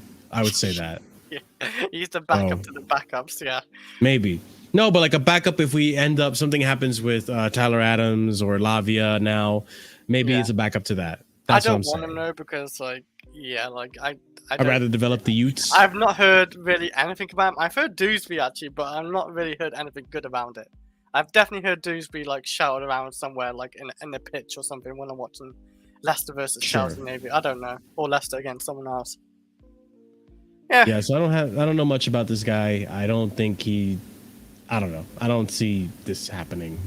Maybe it's just a link. That's it. He's probably worse than Gallagher. Yeah, he's maybe. probably worse I don't than know. Gallagher. He's probably worse than Gallagher for sure. I can't speak because I really don't know about this. That's where I don't think our fan base would want him. But we'll see. Big up, Kai. How you doing, my friend? Hopefully you're doing well. Here's the comment. But yeah, and the last thing that I wanted to touch on, and this is circling back to what I had said before about Romelu Lukaku and his wages. Let's talk about Neymar. Okay, so this is interesting. Okay, normally I don't entertain these stories, but now it's coming from more reputable sources. And now I'm starting to think like maybe there is some substance to this. The other side of the coin. Oh, fuck, not this again. Reece Hawkins reporting Neymar's camp are in talks with Chelsea. Now we move on to the other tweet. Insider have dismissed reports that Chelsea want to sign Neymar from Paris Saint-Germain. This is coming from Jacob Steinberg. And then we have another tweet here from Nizar Kinsella. Mauricio Pochettino is not keen on a reunion with Neymar at Chelsea. It is believed PSG would accept an offer of between £60 million and £70 million. But it is understood Pochettino does not want Chelsea to move for the 31-year-old. That's enough for me. Our manager don't want him. But like in all seriousness, like we get linked to this guy like literally like yearly. Like it's like a but now for Reece Hawkins saying that something, I don't know. Maybe there's he jumped on the something. Bandwagon because like maybe there's more and more to it. Like and Nkunku's injured. Like obviously like Chelsea go want another 10 or whatever. And Pochettino doesn't even want him. Like I don't want him then. And he's like 31, whatever. Like. He's probably going to be demanding like 400k a week or something. I don't know. Like we just so hear me out. Don't really deserve it. So 2 reasons why I don't want Neymar. Right, the wage structure, right, and the attitude in the locker room. I have a feeling that maybe he'll just like he just won't be a good attitude, a good person to have in the locker room. I just think. The injuries, I'm not too concerned about. Yes, he is injury prone. Only but around his sister's birthday, okay? Let's get that facts like out there. That's like you said, Chris. Let's have it right. Only around his sister's birthday. So, but I also think like for him, the mentality in the locker room, I don't know. But let's put that to the side. Then we have the wages. Here's the thing. Depending on what's going to happen with Sterling, because Sterling potentially, there's rumors that if Salah doesn't work out, Saudi might come in for Sterling. Who knows? Yeah. And even Lukaku. Let's say in a hypothetical, we get rid of Lukaku, we get rid of Sterling. That frees up a good amount of wages. We can potentially give Neymar 350K a week. 375K a week. That's what we're giving Sterling right now, 375, and then some added on incentives. Last, Marshall, though. That's the one thing about me. Like he's because of the physicality of the league. The physicality, the pace of it, and he's got to be down so many times. He's got to be down on the floor as well. It used to be so dramatic and faking load of like fouls or whatever. Like I don't know if he still has it. Like right now, like he's fit. I don't know. Like at PSG, he's. The last few seasons, like I don't think he did too well last season, but the season before that he did pretty well for numbers wise, I know. But yeah, I don't really want him around either. Like there's probably a reason why Pochettino doesn't want him around either. Like if you say no, he doesn't want him at Chelsea, and he's managed him, don't want him for like whatever reason. Maybe he's bad in the dressing room, or he's just too old as well. Like what I'm thinking. Maybe that's a good enough reason. Like I'd rather still keep Sterling, but that might be mad to say because Neymar is one of the greats of players like we've seen for the last like 10 years as well. Yeah, I just wouldn't want him either. And plus, I don't see it. I don't see us getting him when we're linked with this guy every year since like before Barcelona. It's like a ritual. Like Chelsea sources. Neymar to Chelsea, Neymar following a Chelsea player, or Neymar following Chelsea on Instagram or whatever. Like, I've seen it too many times. He's not coming. I don't see it. Well, yeah. I don't know what you say exactly. Well, I mean, I said it before. I don't think his attitude is good. I think his attitude does stink. When he is fit, he's going to be great. And it does seem to go along with the idea that Chelsea want a marquee signing. But I just don't think he's going to want the wages that we would probably offer him. He'd probably want something a lot more lucrative. I believe he's not going to go back to Barcelona. We'll see. I have my doubts that this is actually legitimate, but I started to take it a little more seriously when we had Fabrice Hawkins report it. So that's when I was like, okay, maybe there is something to this, but I agree with Poch. I'm willing to do, obviously, back the manager on this. If Poch doesn't want him, it's for a reason. Listen, this is for like inside baseball. I don't know what actually happened in that locker room, but maybe Mauricio Pochettino saw something in the locker room at PSG at his time there that led him to believe that Neymar has got an attitude that stinks or something. Who knows? All I'm saying is that you can never rule that out, right? But yeah, we'll see what happens with the whole Neymar thing. If he were to come to Chelsea, if Poch wants him, then by all means, do it. I think he would cook. He would be injured, but when he's fit, he's going to cook. And yeah, he'd definitely bring in a lot of. We'd be selling out the Stamford Bridge a lot more often. The one thing we would definitely be selling is T-shirts because name on the back is a big name, and that's the one thing I understand for. Maybe like, we're gonna sell a shit ton of T-shirts, and we're gonna maybe attract Brazilian fans over to watching Chelsea or whatever. Are we gonna give Neymar 17 or something? What are we gonna do? What number are we gonna give Neymar? Wait, we can't give him number 10 or nothing, can we? Oh shit, Neymar, just take the number 99. Yeah, I was gonna say just take the number 9. There's no way the number 9 can curse him. 99, I said 99, 2 9s. All right, never mind then. But yeah, we'll see what happens with the whole Neymar thing. Listen. It could just be all just a farce. So at the end of the day, ladies and gents, it's Neymar. It's we'll see.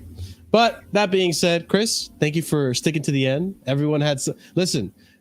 today's transfer window broke everyone. All right, everyone had to go. People had to stream. We have the Football Terrace and Lewis live right now. We have, you know, Well. you have probably people just going everywhere, right? And you know, we have Ahmed has his channel. We have Oliver broke his mic. Like all types of things happened today's stream. So it is what it is. But anyways, guys, for those of you guys who are still here, thank you so much for tuning in. Thank you so much for sticking around. And if you're watching in the future, hey, thanks for watching, right? So, by the way, guys, before I end the stream, before I send you over to Lewis's channel, we're gonna go ahead and raid Lewis. Be sure to smash the like button. Be sure to subscribe to the channel if you haven't done so already. 60% of you guys watching have not subscribed to the channel. Why is that? Hey, you're coming here. You're watching the channel. We're giving you good content. Go ahead and subscribe, please, and thank you. Hit the bell notification so you don't miss out when we do go live. Check out the links in the description down below. Leave a comment. Let us know what you think about today's news and all the stuff that broke throughout this stream. Also, be sure to check out our memberships. Big shout out to our proper casual and higher tiered members. That would be Winter Surfer, OG Turbo Jesus, Dark, Scott, and Adrian. And we did have a new subscriber, a new member, I believe. Let me just go ahead and confirm this on my end, ladies and gents, before I go, you know, spreading rumors and such. But yes, ladies and gents. Before I forget as well, be sure to also send over this raid message to Lewis's channel so that he knows where you're coming from. He knows where the sudden surgence in viewership came from. Let me really quickly go over here. And this is a great way to end a stream, guys. It's just fantastic. Just got to give one more shout out because I think we got a brand new member. I forgot to jot down. Yes. There we go. I found it. Big up to Chelsea Mitchie Boy, who joined as a casual. Thank you so much for your membership, my friend. I appreciate that. Also, someone just told me Lewis is not live anymore, so let me go ahead and make sure to change. That was insane if he just went off. No, it says here he's still alive. Let me just double check. No, he's off. He's off 17 minutes ago. Oh shit. Okay. Well, damn.